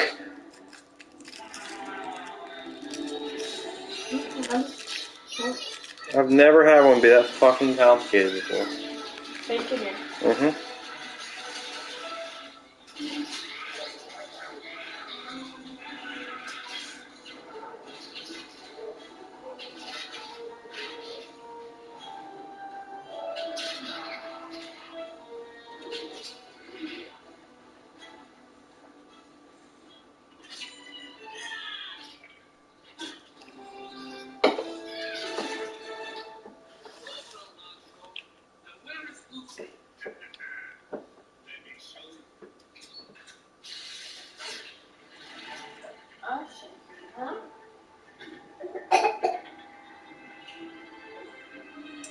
What were your next game?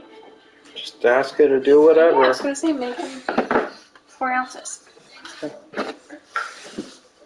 Thank you. You're okay, Mommy has you. Are you done?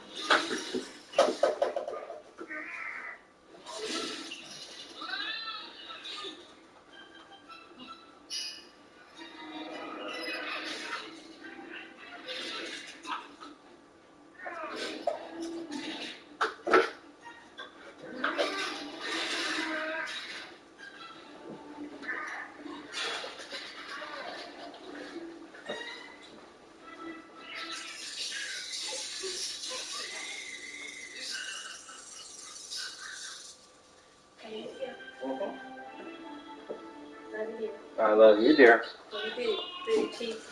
Bigger booty cheeks. Bigger nice ass. No, you are. Hi. What? That was for me, right?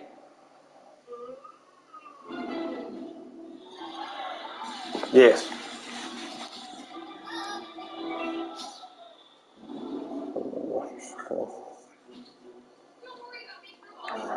So you know how everyone usually looks out the window? Yeah. She did that like once today. Yeah. That was for your mama. Well, Mia's also been here all day. Huh? Mia's also been here all day. Yeah.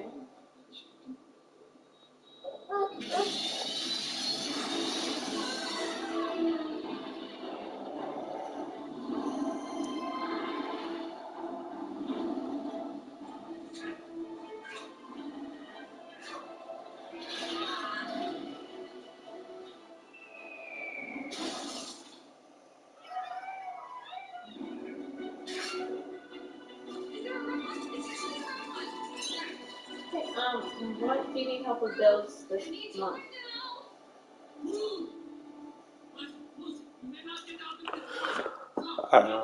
What's the question? Bills that are due. For this month? Yeah, we already got rent. My insurance comes out in like 3 days. You said 3? In 3 days, yeah, but I have enough to cover it.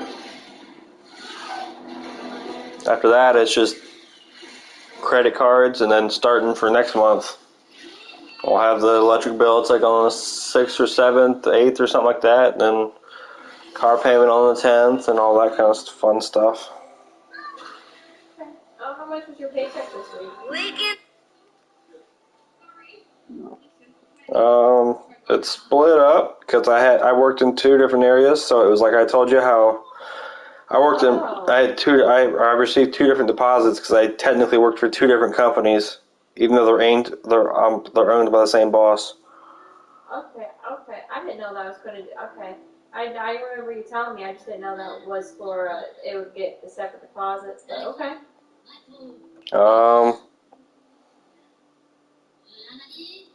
We'll say like 130 or 230. Okay. And this is probably from the week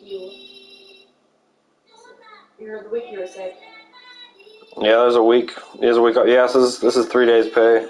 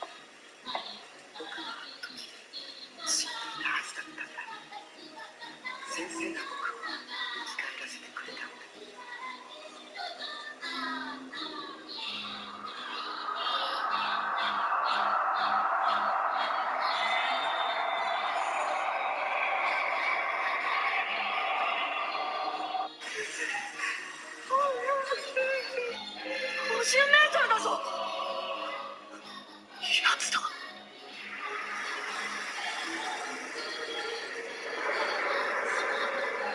巨人だ。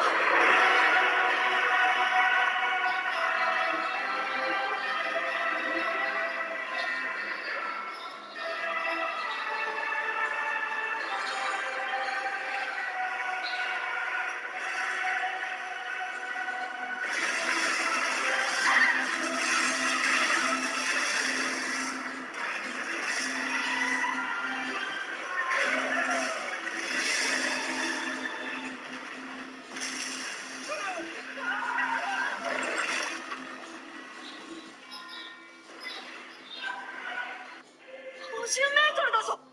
それとも気づいたか。打っていいのは打たれる覚悟があるやつだけだ。なんだ。ルルーシュビブリタニアが命じる。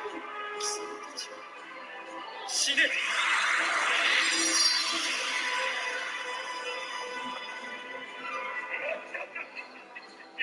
エスはハリです。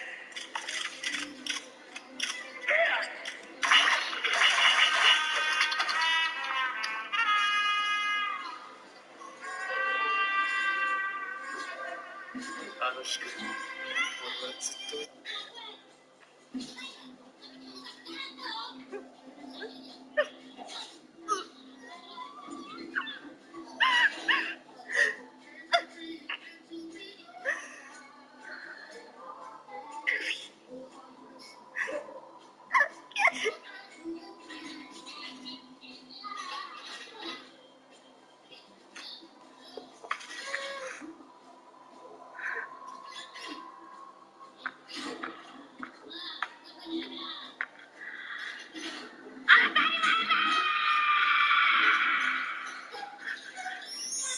俺の宝物に触るな。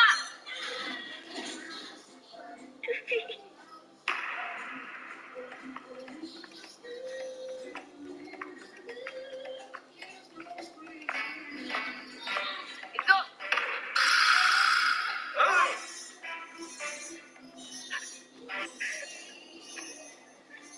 君を部下に持てて本当によかった。ありがとう、ひなもりくん。本当にありがとう。さようなら。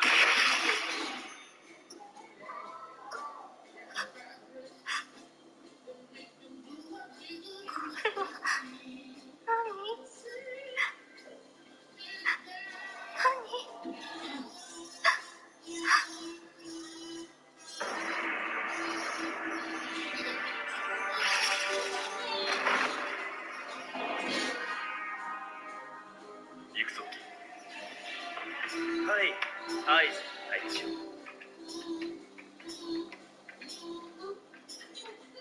君を部下に持てて本当によかった。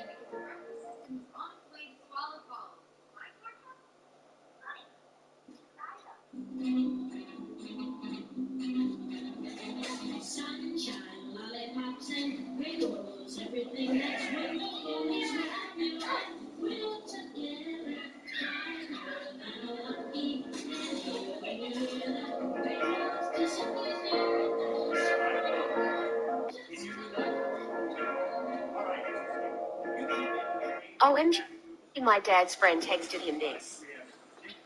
Take a look. Your daughter does some really fancy shit. Who's Bill? Bill, you funny.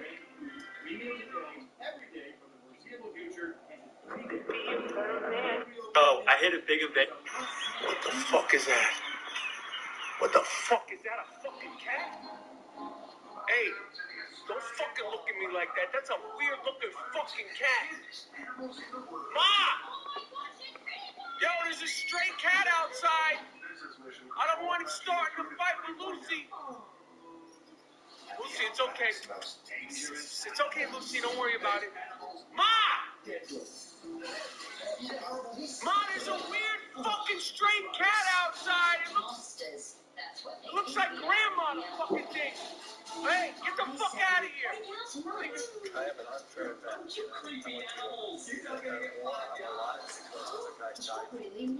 You see stuff like that, top ranks, but most guys like to so I should put it.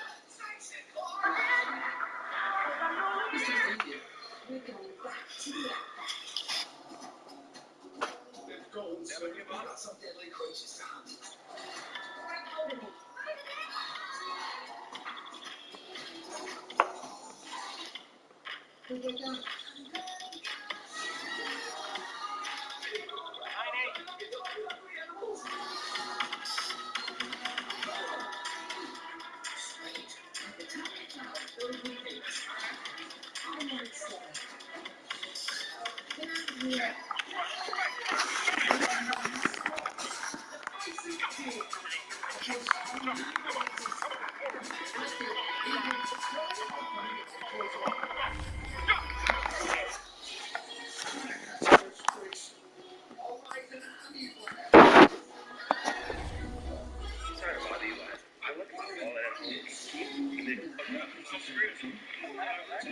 Oh, the people in the restaurant are like, they were waiting up in the top. The waitresses, dude. You're toasted. No way this works. You're gonna hit the ledge. 3,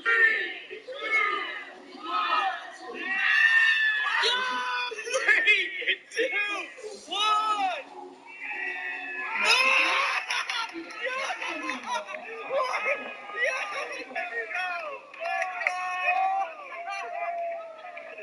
That was so fucking epic. What? Sorry, thing you have caught yourself doing that.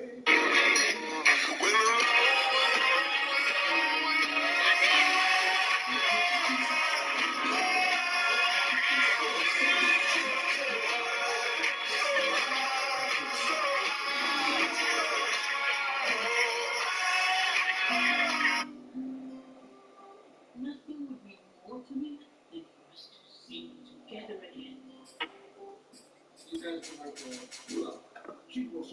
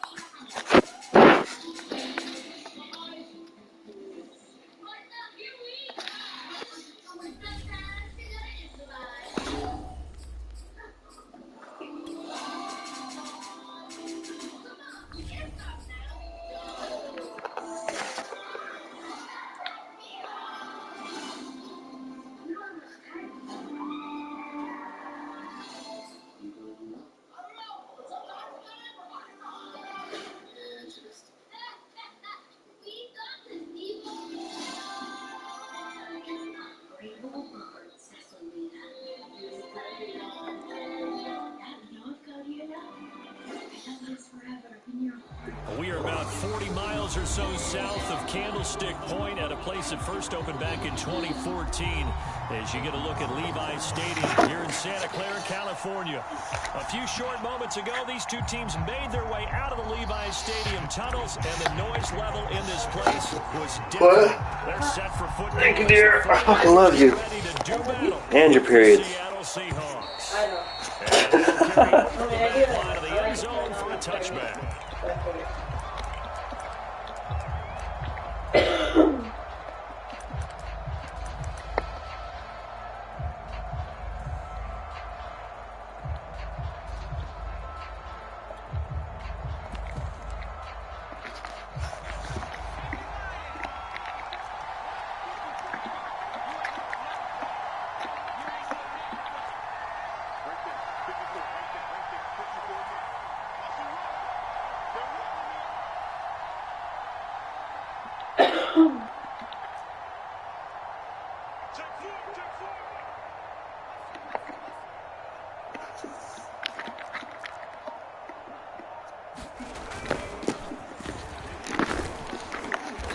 He's going to be dropped following a pickup of 7 past the 30 to the 32.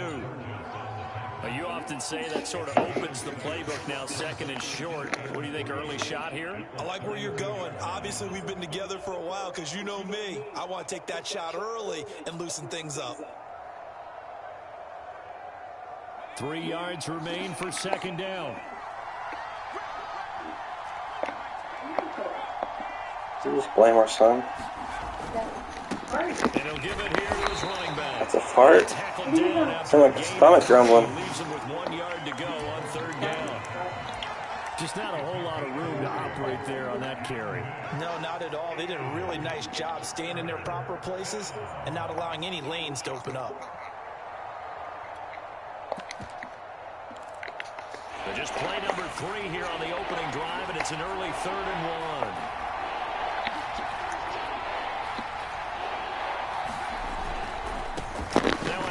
As they run left side. And this will be a Seahawks first down as he's able to get this up past the 40.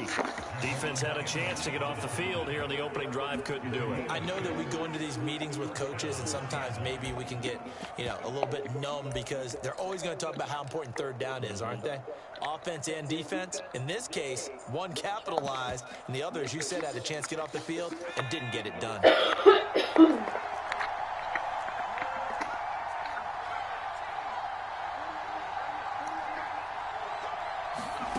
Now Jones. Got a man, and he hits him in stride. And they'll get this well past midfield before being stopped just before the 35. Well, that certainly has to feel good. It's not all the time that the play caller should get all the credit. Sometimes I think in the huddle, the quarterback just says, hey, who's going to make a play for me? I just need something right here. And the end result there, nice first down. The drive keeps moving. Now here's a throw that's complete. And down right around the 32-yard line, 4 yards on the pickup. And I think this is a route we'll see more of as this game goes on because with his speed, they want to get him the ball in space on drag routes just like this. They want him to get the ball and run after the catch. Good job there, though, holding him for a short gain. Give him 4 on the carry, and it'll make this a 3rd and about 2. Well, if you're a football guy, that's a pretty run because everyone is in sync right there. Obviously, the guy carrying the ball, but how about the people up front? Leverage, athleticism, they created some nice space for him.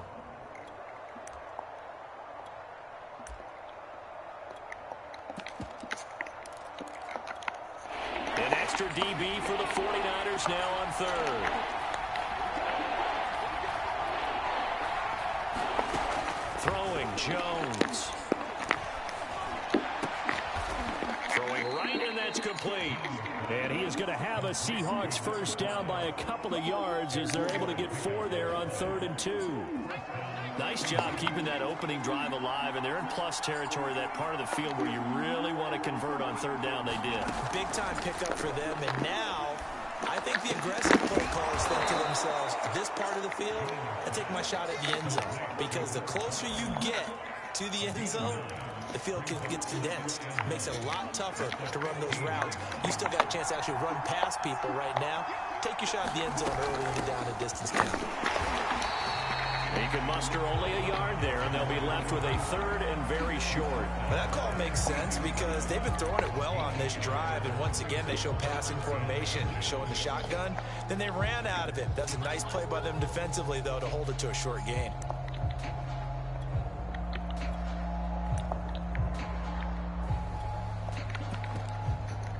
This will be play number 9 coming up on this relatively long opening drive as they look to convert on third down. And they'll try and run the option to pick it up. And Jones is not going to have the first down as they stop him short. That'll make it 4th down after a loss of 1.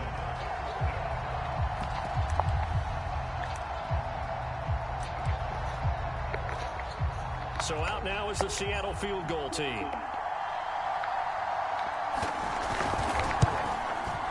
And his kick is right there. It's good. Well, all offseason, probably a lot of thought goes into that first drive of week 1. They didn't get the touchdown, but at least they got something. And what I like about it is that they didn't overthink it, because you're exactly right. A lot goes into the offseason, the preseason to get to that first drive of the regular season. They went right downfield, mission accomplished, points on the board.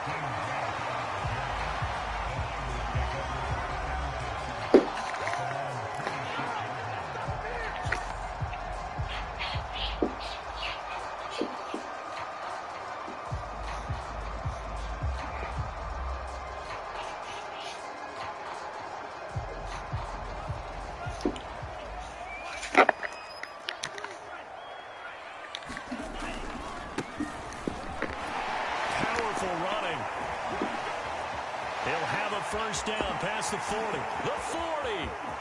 20. Touchdown, 49ers. A big play there. 74 yards. And the 49ers have now taken the lead. Boy, I got to say, I don't know how he made it all the way to the end zone without going down. What a run. Absolutely incredible that was, because defensively, you're taught to break down, wrap up. But in this case, he didn't really allow it, and really no one was able to slow him down enough for the extra hope to get there. He just kept getting out of tackles all the way downfield and found the end zone. An extra point by Nagar is up and good, and that makes it a 7-3 lead.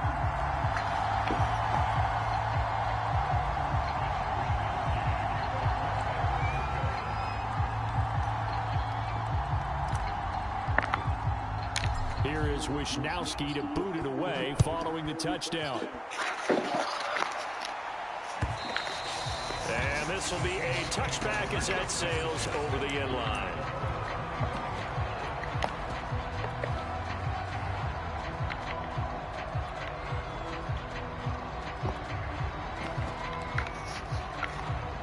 Coming to the line here to begin their next drive, the Seahawks offense. And, Charles, nothing like squaring off with a division opponent, a division rival in week 1. Do you like that they are matching up this early, or would you prefer a game like this be a few weeks down the road?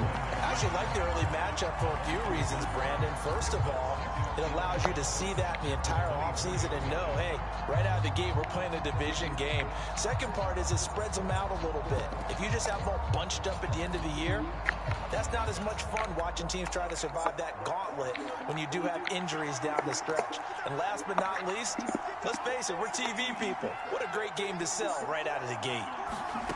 On 2nd and 11 now. Jones. And his throw's going to be incomplete.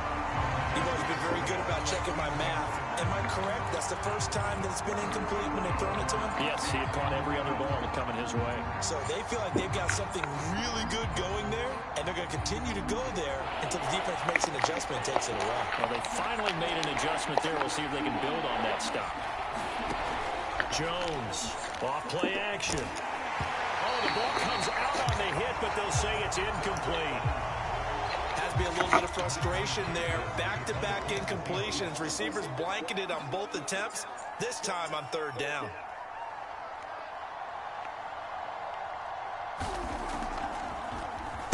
And here's Dixon to punt now as he gets this one away. And the punt over the side in the air, and the spot will be inside the 35.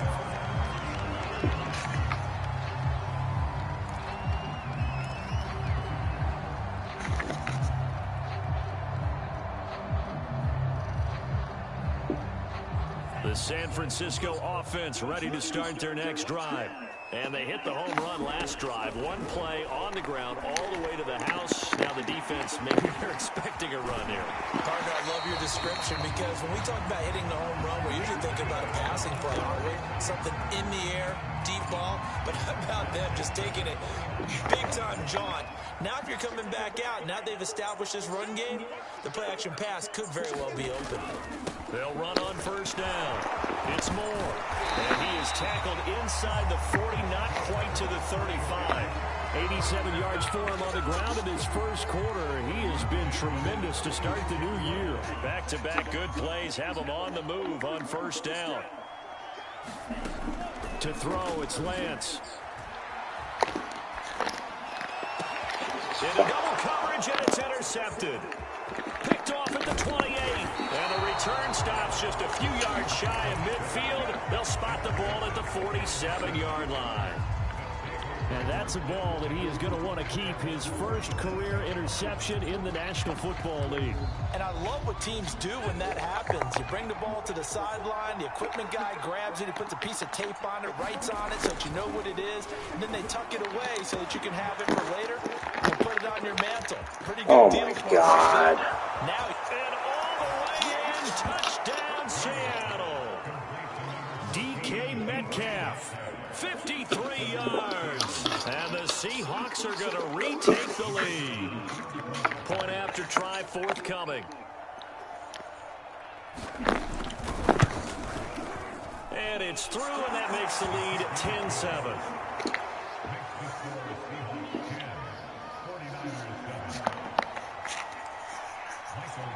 The kickoff unit is out on the field, and they will send this one away. Jakeem Grant now to return. And he'll be stopped up at the 25.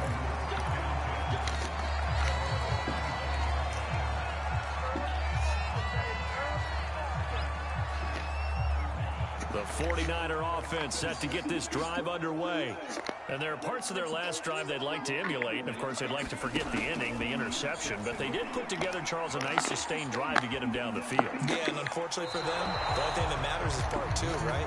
Because once they threw the interception and finished off the drive, that does them no good to go back and say, well, you know, we had a good one going. Finish things off. That's the only way you can get it done. Here's 2nd and 10.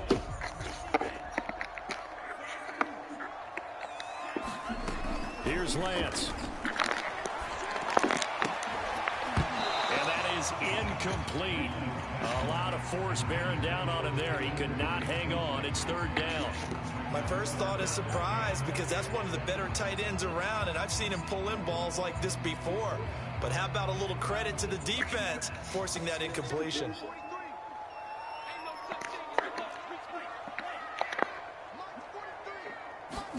Throwing his Lance on 3rd down. And that is incomplete. Oh, he had a defender right there with him to force that to the ground. And 4th down now coming up. So on 4th down, here's the Australia native Mitch Wishnowsky to punt this one away. Fights loose. They'll net only 35 here following a 43-yard boot, 8-yard return. And it'll be Seahawk football, 1st and 10. Coming to the line here to begin their next drive, the Seahawks offense. And following that long touchdown pass, a one-play drive last time, to see if the defense, you don't want that to happen again. And you would have thought they would have been ready the last time. I mean, that's what you work on all the time. Make sure that no one gets behind you. That's the cardinal sin of defense, not giving up the long pass. They did. Let's see how they adjust.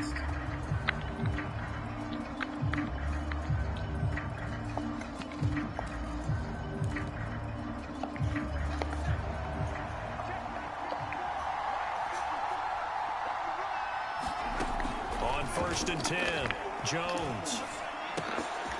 looking left side, and he's got a man. That's Love. It'll be a gain of 5, and it's a second down. Now that's the type of play that gives you a chance to win. Nothing forced downfield where you don't have a guy open. Swing it out to the back, maybe even check it down, whatever you want to call it. Gain of 5. You're just trying to get 4 on first down. You're ahead of the chains now.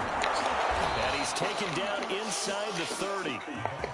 Coming in, he really liked his chance of having a big year based on a terrific offseason. And runs like that on opening weekend show that he's right.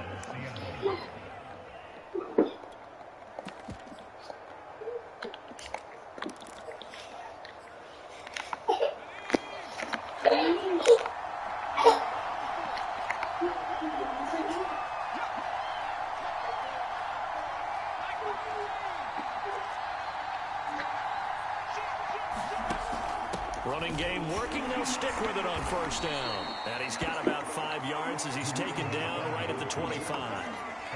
Something to watch here in week 1 of the season, tackling. Because you and I both know that in the preseason, a lot of these guys don't play a whole lot. Plus the intensity and the speed really ratchets up on opening week. From the 25 on second down, Jones looking left side. It's complete. He's got it. I think that's a big pickup for a first down because when you run a drag route against zone, you're sometimes asking for trouble because you might run into a defender. Yeah, well, there they ran into a first down. Executed it to perfection.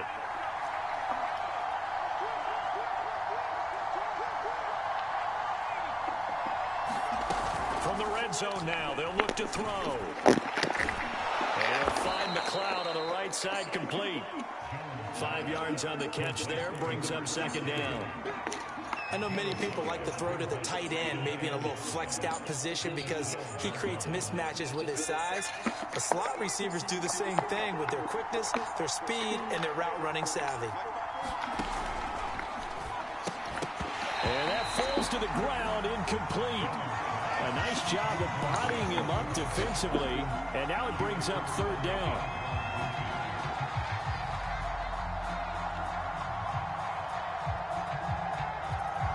Play number 7 now coming up on the drive. 3rd and 5. Now they try the right side here. And they'll go backwards here. Losing yardage to the 14. And for the second time tonight, his field goal unit comes out here. And his kick here is good. And the lead stretches to 6 here. It's 13-7. No problems in the field goal department so far. He's 2 for 2. Pretty reliable here in this game, isn't he? And to me, that bodes well for them. If they need him late in the game, his confidence should be sky high.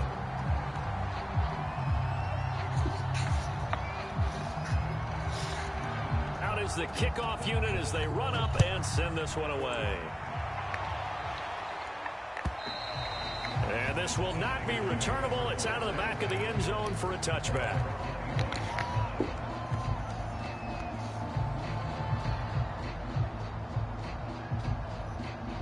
The San Francisco offense ready to start their next drive. And on the last go-around, they really couldn't get anything going. They had to punt from deep inside their own territory, which means you're going to lose the field position battle as a general rule. What they're looking for now is a little more consistency, move the ball at least a few times on offense, get a couple of first downs, and hopefully flip the field. Yeah, just something to build off of. That's what they're looking for here. And they get him down, but not before he takes it across the 40-yard line. That was a nicely run slant route, and what the receiver's trying to do is make the defender think he's going upfield for a deeper route, and then breaks it off, usually after about 3 to 4 steps, and cuts towards the middle of the field. And now what he's trying to do is use his body to keep the defender away from the football and give the quarterback a really nice target. And he's able to take it across midfield before going out of bounds. He'll get 10 there all on his own, but it'll be second down. The best quarterbacks that ever played the game all wanted to blend in with their teammates and be one of the guys. But sometimes you got to take modesty and put it aside. You're the franchise quarterback, the face of the team, and the guy that leads them to victory. You have to get down and protect yourself and not take hits like that. On 2nd and inches, Lance. Blitz coming, and down he goes.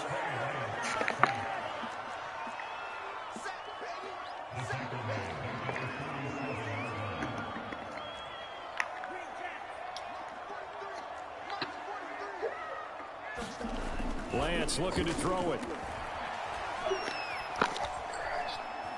Flushed out right. And he takes this one down almost all the way to the 30.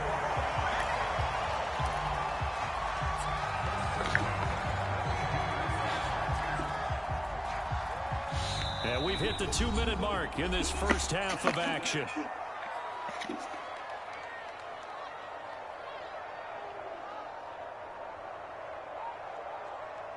And we remind you that coming up at halftime, we'll hand things off to the coach, Jonathan Coachman in Orlando. He'll have a look back at a very intriguing opening weekend in the NFL. And he sneaks his way forward only for a couple here. Second down.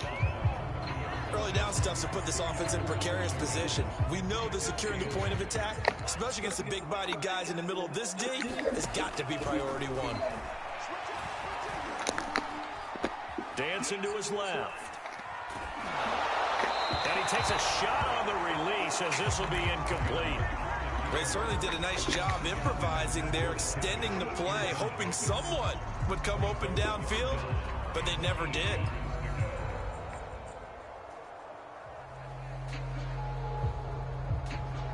The 22 is the line to gain here on third down. Now Lance. And he will not be able to hang on through the contact. It's incomplete. The coverage strong, and now it's fourth down.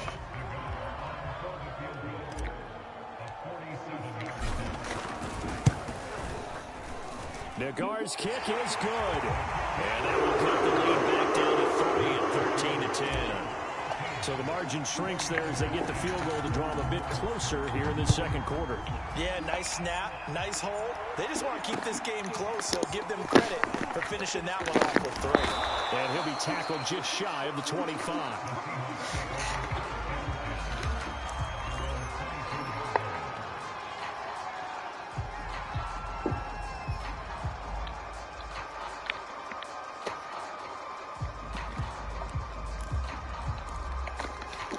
Coming to the line here to begin their next drive, the Seahawks offense. And still plenty of time remaining here in the half, more than a minute. And we'll see if they just want to protect that lead or try to add on to it. Well, with as much time as is left on the clock, I would imagine it would be the latter. I think they're going to try and add on to it. So what they're going to tell the team is very simply, if you can get out of bounds after making a play downfield, terrific. If you can't, everyone hustle to the line of scrimmage, either run another play or clock it and start over again. Just a little beyond the reach there of his receiver. That's probably one he wishes he had back. He wishes it had been 7-on-7 in practice, or maybe even routes versus air, because that's a completion he makes. The ball comes out, and now this is scooped up by the 49ers. And he will bring this one back. It's a fumble return for the 49er touchdown.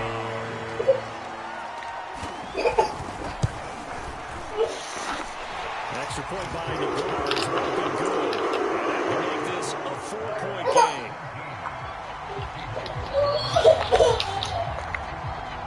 And you can bet they're preaching two hands on the ball here as the kick's away following that fumble return. This fielded right at the goal line. And he'll be brought down right on the chalk of the 20. I think we'll have to put her down. I think we'll have to put her down. Old Yeller. Coming to the line here to begin their next drive, the Seahawks offense. And now with still more than a minute to go in what's been a tight game, you figure we'll try to see them move the ball downfield. Remember, they get the kickoff to start the second half, so this is a golden opportunity for them to go down there and put up a couple of sixes back-to-back. What a momentum swing that would be. Yeah, you might be able to get a 2-for-1 without ever even giving up the football. After the incompletion, here's 2nd and 10 from the 20. Off the play fake, Jones. And down he goes. The 49ers get there. Nick Bosa so quick on the outside. He gets in there to bring him down.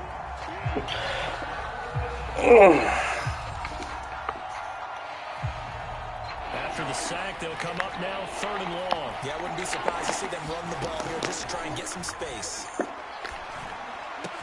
To the right side, incomplete to Metcalf. And the 49ers now going to use the first of their timeouts as the clock will stop with 21 seconds to go here in the first half. Now here's Michael Dixon as he'll kick it away for the second time.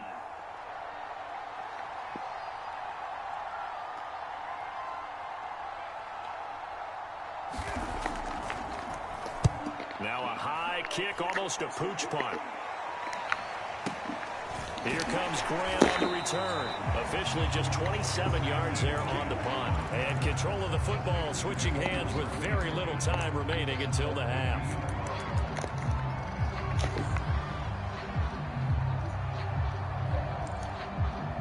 Good starting field position for the 49ers as they have it 1st and 10 right at the 50-yard line. Off of play action, here's Lance. Lines up and lets it go for Samuel. Come on, god damn it. It's intercepted. Picked off inside the 10. You don't see this often. A quarterback of his caliber, 2 first-half interceptions. It's absolutely surprising because it happens so rarely. You're searching for what reason, what's going on out there. It's not just maybe the defense is playing well. Is his horoscope off? His biorhythms? What is it? You went horoscope on us, David. Well, I was thinking maybe REM sleep was off. I'm trying to come up with something. Anything, right? So we've hit halftime here in Santa Clara with the 49ers out in front. As we'll send you eastward to Orlando. Standing by with that EA Sports halftime report now is Jonathan Coachman. Take it away, Coach. We'll see if week 1 fatigue becomes any kind of a factor as we are back underway in the second half. This is Jakeem Grant. And he'll be out of bounds across the 25. The 49er offense set to get this drive underway. And, Charles, they've got the lead. I would imagine the overall halftime tone was a positive one, but what do you think the talking points were in the locker room? Well, if there were 3 talking points at the half, partner, all of them were about turnovers because they were pretty loose with the ball. Otherwise, this lead could be even bigger. Now, I don't think that they overly harped on it, but I think they told them, guys, if you want to keep calling those plays that are exciting, you've got to take care of the ball. Otherwise, we may have to dial things back a little bit. One play has him up past the 40 already, and another 1st and 10. Now a play fake. Lance. Taking a shot for Samuel.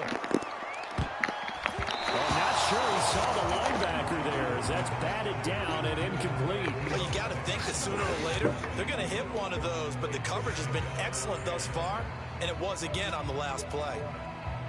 An incomplete pass on 1st down. That leads to a 2nd and 10.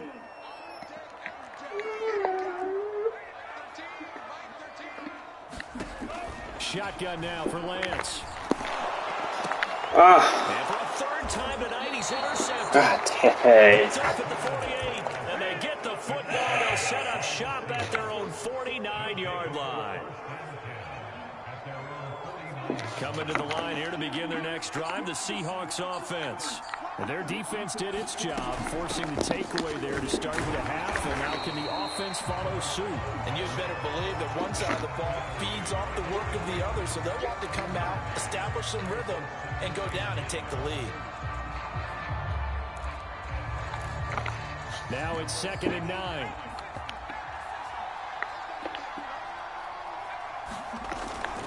Back to the ground, this time with Jones.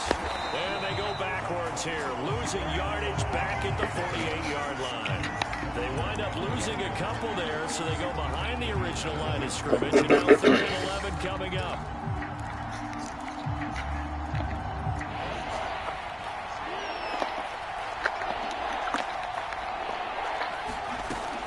Looking to throw. Jones going up top. He rifles one, and that's going to be intercepted. Picked off at the 17, and he brings it back to right around the 26-yard line. Well, I tell you, Brandon, this ball's intercepted, but it is 3rd down. So the silver lining is that since this is so far down the field and there wasn't a big run back associated with it, really this kind of works like a punt. It's not an altogether bad result. On 1st down, it's Moore. Now the result here, a pickup of 8. Leaves him with 2 to go on second down. I'd say it's pretty good strategy. If you throw interceptions on back-to-back drives, let's see if the running backs can handle the ball a little bit, get things going. And also, you motivate your offensive line. I think they're in the mood to fire out and hit someone. I thought the defense, though, might be a little more prepared for that run. Pretty good gain on the ground. So, Charles, you talk about this head coach and his future with this franchise. Look, it's been a frustrating year, and I think we saw some of that frustration boil over at his weekly press conference earlier in the week. Yeah, he's trying to say all the right things, isn't he? But he's heard the rumors. He knows what's going on out there. And right now, he is tired of having it. And the Seahawk defense gets to him, and they bring him down. It'll be a loss of 10, and it'll bring up second.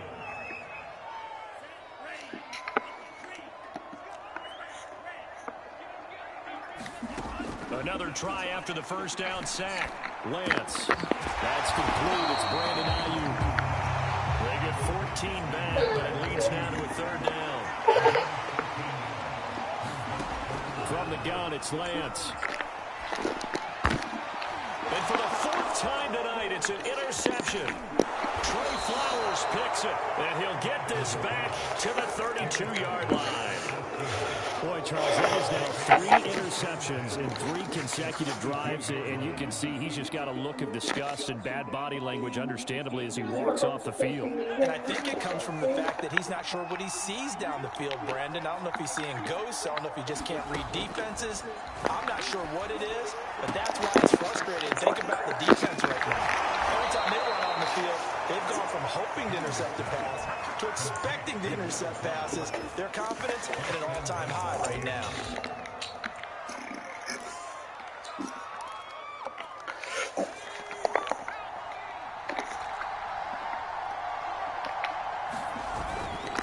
They'll try and run for it on 1st and goal. And he is met in his tracks behind the line of scrimmage.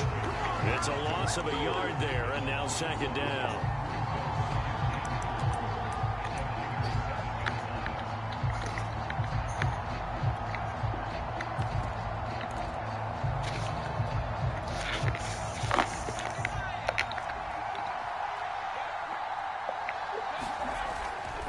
To throw.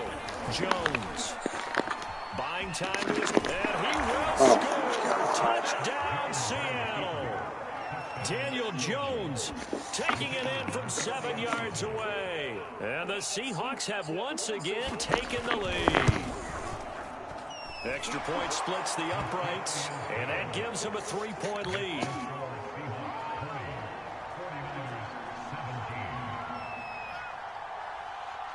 The kickoff team on the field now as they will send this one away. The return man is Grant. And all in all, a pretty solid return. Nearly got it to the 35. They'll mark him down officially at the 34.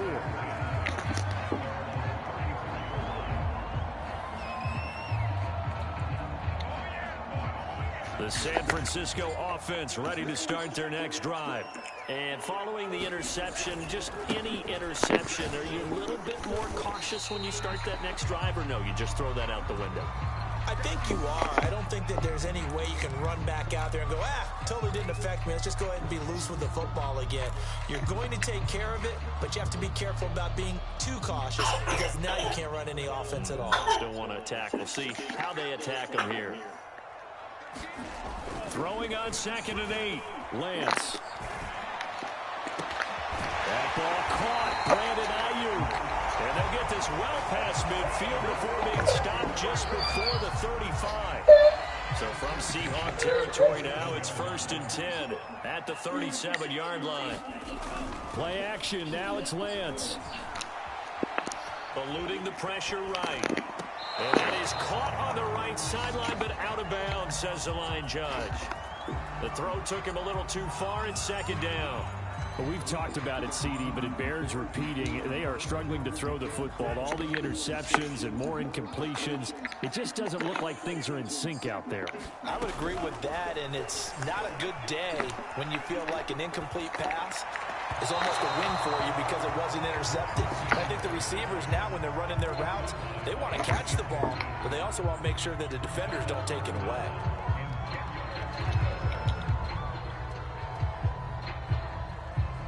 So back-to-back incompletions, and that has him staring at a 3rd and 10.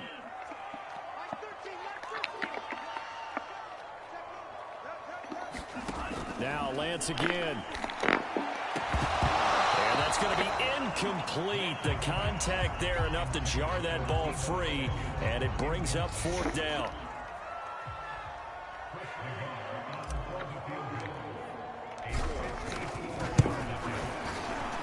Nagar's kick is good. That kick was a career long. Well, we did watch him in pregame, and he hit from this distance, so not a surprise. But there still is something exciting about it, carrying it over from practice and pregame to actually doing it in live action.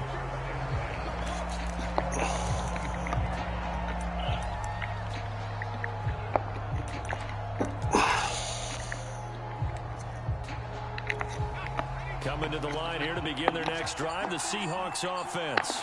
And for them, a touchdown their last go-around. Obviously, they'll be hoping to do that again. And when you start plotting for this drive, when you start thinking to yourself, okay, what are we going to do? You don't go away from what you did before because that worked, but you have to be prepared for wrinkles and counters because you know they'll make some adjustments. A 3-yard loss to start the drive. They'll look to make that up and then some on 2nd and 13. Looking to throw. Jones. And finding the tight end Hooper. The reception good for 7. It's 3rd down. Brandon, perfect defense in this situation would have meant that there was an incompletion. They would have picked it off. Okay, so they gave up the completion. But I really enjoyed watching how the defense stayed in sync, stayed in great communication. And as he dragged across each zone, you see him pointing, communicating. There he is, and they passed him off to each defender. Ended up making a nice play, even though it was complete. Yeah, this pass broken up. Excellent coverage there on 3rd down, as that was not an easy one to hold on to.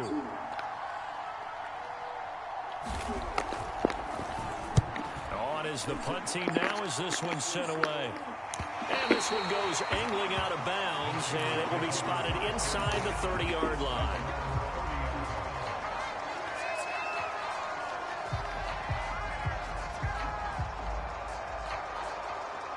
The 49er offense set to get this drive underway. And fortunate to get points on the board last time. They had to hit a really long field goal to do so. The kickers in today's game are so good and so skilled and hit from distances that we almost start to take them for granted. And we can't do that. That's a long field goal that they got 3 points out of. They've got to feel good about that. And they better make sure they love him up because he's helped them out. Yeah, now we'll see if that offense can put 6 on the board here. We'll see. And he's taken down right at the 45-yard line.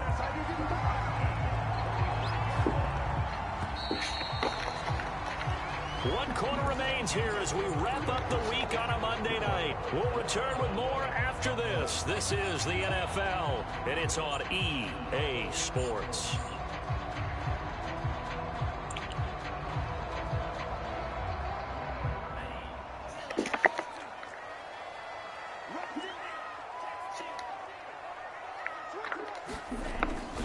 They'll run on 1st down.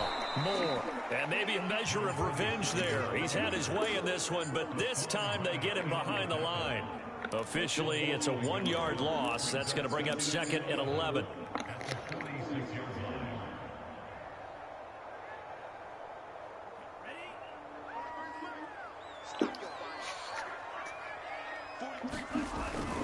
They'll keep it on the ground. Moore. The 2nd down play, not much better than the first, just a gain of 1 there. An important play right here, 3rd and 10. And I would expect pressure here. Lance now to throw. Oh, he'll look downfield for Kittle. And it's incomplete. Took a shot, couldn't connect. On every offensive coordinator, every play caller sheet, they have about 5 or 6 plays per game that they call shot plays or big plays. And you don't get many opportunities to dial them up. And they just did. And they drop it with a great chance to make a big play. That's going to hurt. So they'll play the field position game here as a very nice punt is going to pin them back. Yeah, it's almost like watching a game of tennis, or do you prefer ping pong? You know, back and forth like that? That definitely was excellent, wasn't it? It'll be a loss of 7 on the sack, and it brings up second. Oh, boy, he got a favorable spot there. The guys on the sidelines were raising their hands over their head and clasping their hands to signal safety. But the official marked it just outside the end zone at the 1-yard line. Now Jones to throw from his end zone. And incomplete on the deep ball. Absolutely no disguise on that one. They just went for it. Put him out there and said, go deep. Let's try and hit him. Unfortunately, to no avail. And the Seahawks on 3rd down. They've struggled to the tune of 2 for 8 so far. This is 3rd and 17. He's going to air one out. And unable to connect. Incomplete. Now give them credit. They took their shot, but it's going to bring up 4th down. Now here's Michael Dixon as the drive goes backwards, so he's on to punt it away. And he's able to get it out of there. Returnable for Grant. So just a 3-yard return following a punt of 45. And the Niners will go on offense. 1st and 10. The San Francisco offense ready to start their next drive. Excellent job by their defense to force the punt and provide them with this opportunity, all tied in the 4th quarter. On play action, Lance. This one caught by Kittle. Now he'll be out just a yard or 2 shy of the 30. And partner, in a tie game in the 4th quarter, you and I both know in the NFL, that's when you lean on your stars, and he came through with a nice catch right there. And they fake the handoff. Now Lance. And this is going to be intercepted. Picked off at the 18. And he's able to get it back to right around the 27. That is now 5 interceptions that he has thrown in this ball game. If I asked you to speculate what's possibly going on in his head, what would you say? Well, if he's as mentally strong as I believe he is, he understands that not all of these picks have been his fault. You know, some of those, yes, but there have been a good number of them where he hasn't been helped by his own receivers, and they've turned into interceptions. So he knows if he keeps firing, perhaps good things can happen, not just in this game, but especially in later ones.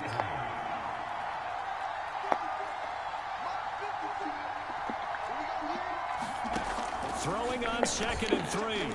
Jones. Going right side here, and that's complete. And he's taken down right at the 45-yard line. Of course, the catch was nice, but how about what happened after? Able to stay on his feet and gain all that additional yardage. So many of these slot guys, I think, have running back in their background. Now a handoff here to his running back. And he'll work this forward for about 3 at 2nd down.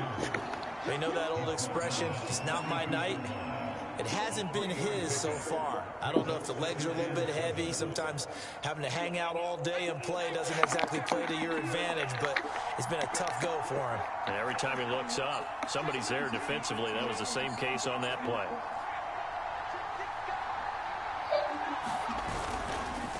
And again this time to the tailback. Oh, no, he lost the football. And now this is scooped up by the 49ers. He's at the 30. And they will finally run him down, but not until he brings this one all the way back down inside the 10-yard line. Well, so much for the 4-minute offense. They were trying to reduce the clock, get in position to win the game, and leave no time for them to come back and catch them. And guess what?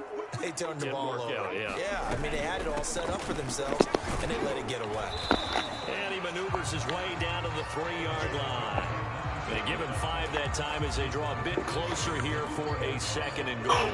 Now, what's the thinking here? Because a touchdown would be nice, but you've ensured yourself a chance at 3 in the lead, so how worried are you about the 6? You're not very worried about if you're confident in your kicker. And if you got a kicker who can put it through the post, you feel really good about trying to bleed that clock down. In an ideal scenario, your kicker puts it through the post as the clock hits zeros.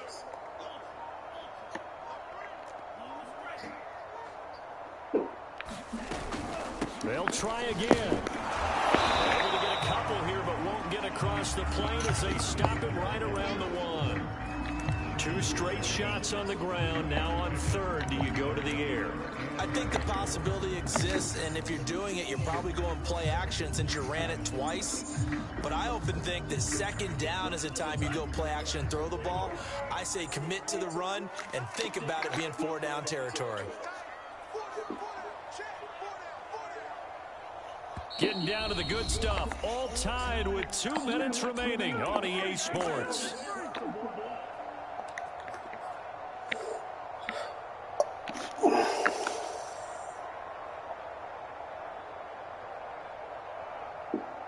So it's 49er football here as we get you reset.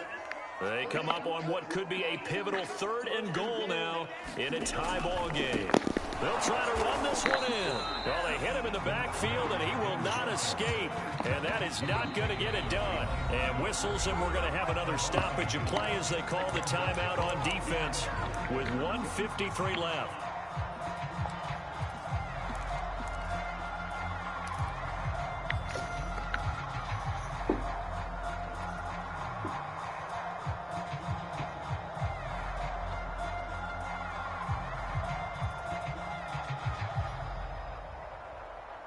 And no movement for the field goal unit to break this tie. They're going to go for this thing. 4th and goal. Here we go.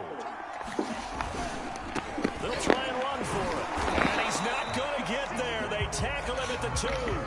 The run is turned away on 4th and goal from the 2. And the Seahawks able to come up with a goal line stand.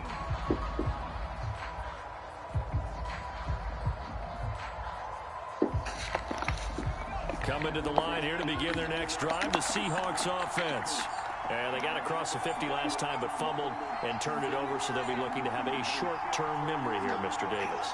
Not only a short-term memory, but a whole lot better ball security. Because if they take care of the ball, continue to move it, their chances of scoring some points, they've got to feel pretty good about it. They thought they had things moving in the right direction last time.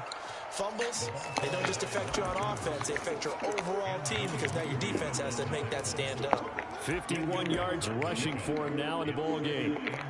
So not quite out of danger just yet, still backed up a bit, but only need a few inches here on 2nd down.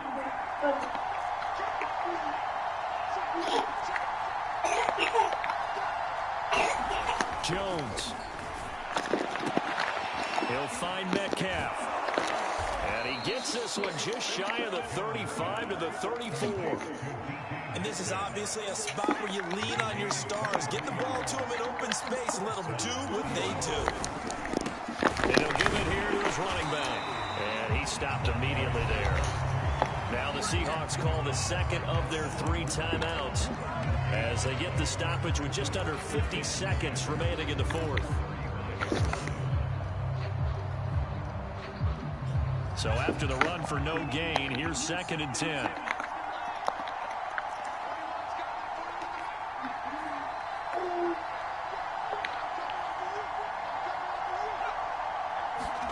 To throw is Jones. Escaping the pressure right. And he's got his man out of the backfield. That's complete. Now the Seahawks forced to use their 3rd and final timeout as they stop it here with just under 40 seconds to go in the game.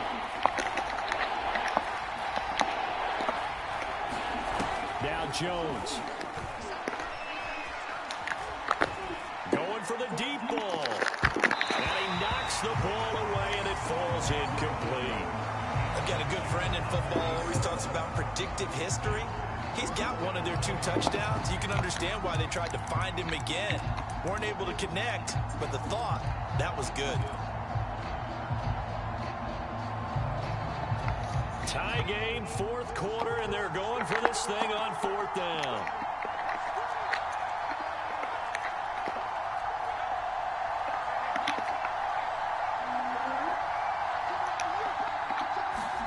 Jones.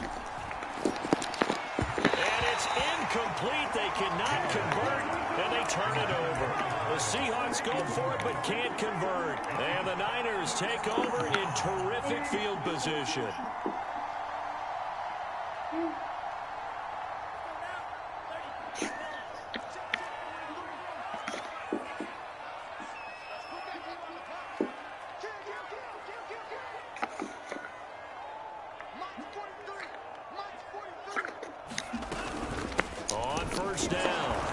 once more. And he sneaks his way forward only for a couple here. Second down. The 49ers now going to use the first of their timeouts as they'll stop the clock with 24 seconds to go in the game.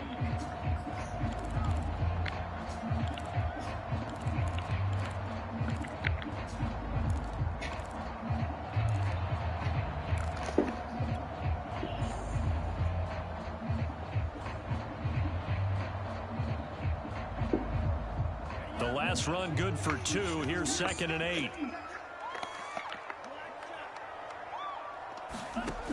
Here's Lance to throw it. This is caught. It's Boyd. And he's in for the touchdown. And in the final seconds, forget overtime. They just likely won this thing in regulation. Extra point by Nagar is up and good. And they will take a 7-point lead. Here is Wisnowski to boot it away following the touchdown. Taken in at the 3.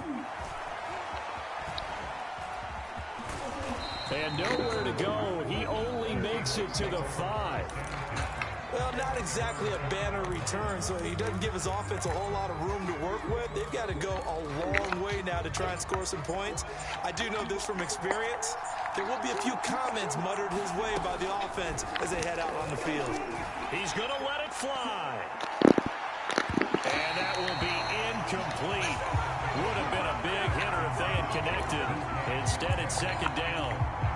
So now 2nd and 10 after the incompletion on 1st down. Here's Jones. And the Niners get there and bring him down. And we will get a timeout with 2 ticks left. Now this is where field awareness comes into play. He's getting perilously close to his own goal line, and after that sack, backed up to his own 2.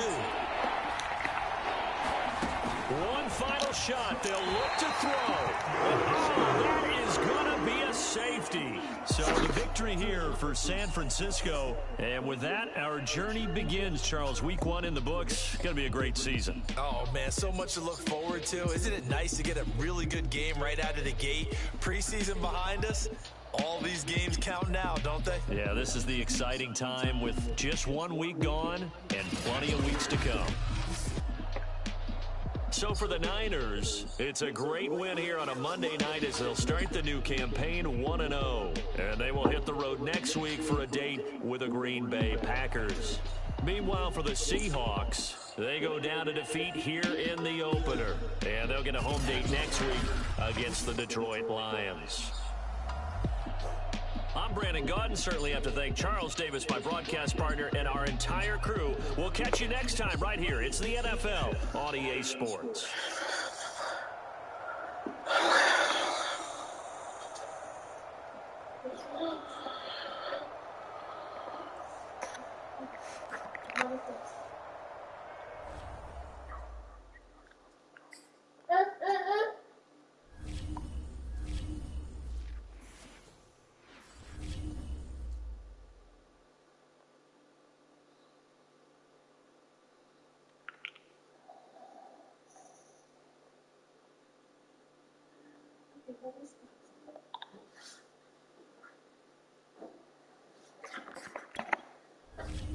Whenever you get the chance, can you change my timer? I will add it to my to-do list.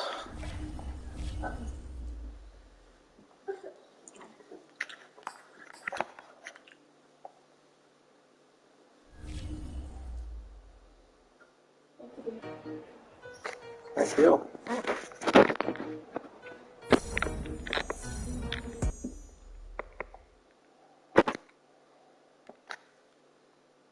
Only for my body, not burning up on the toes. Yeah.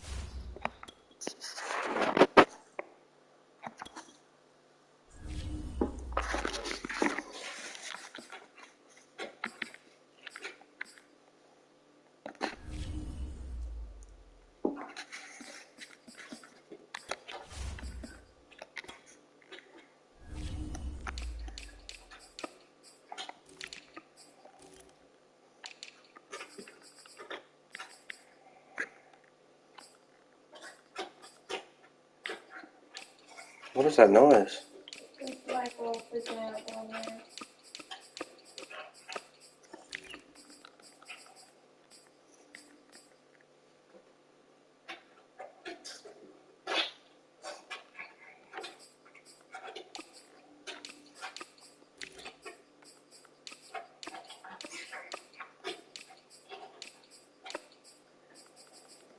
Sorry, everyone.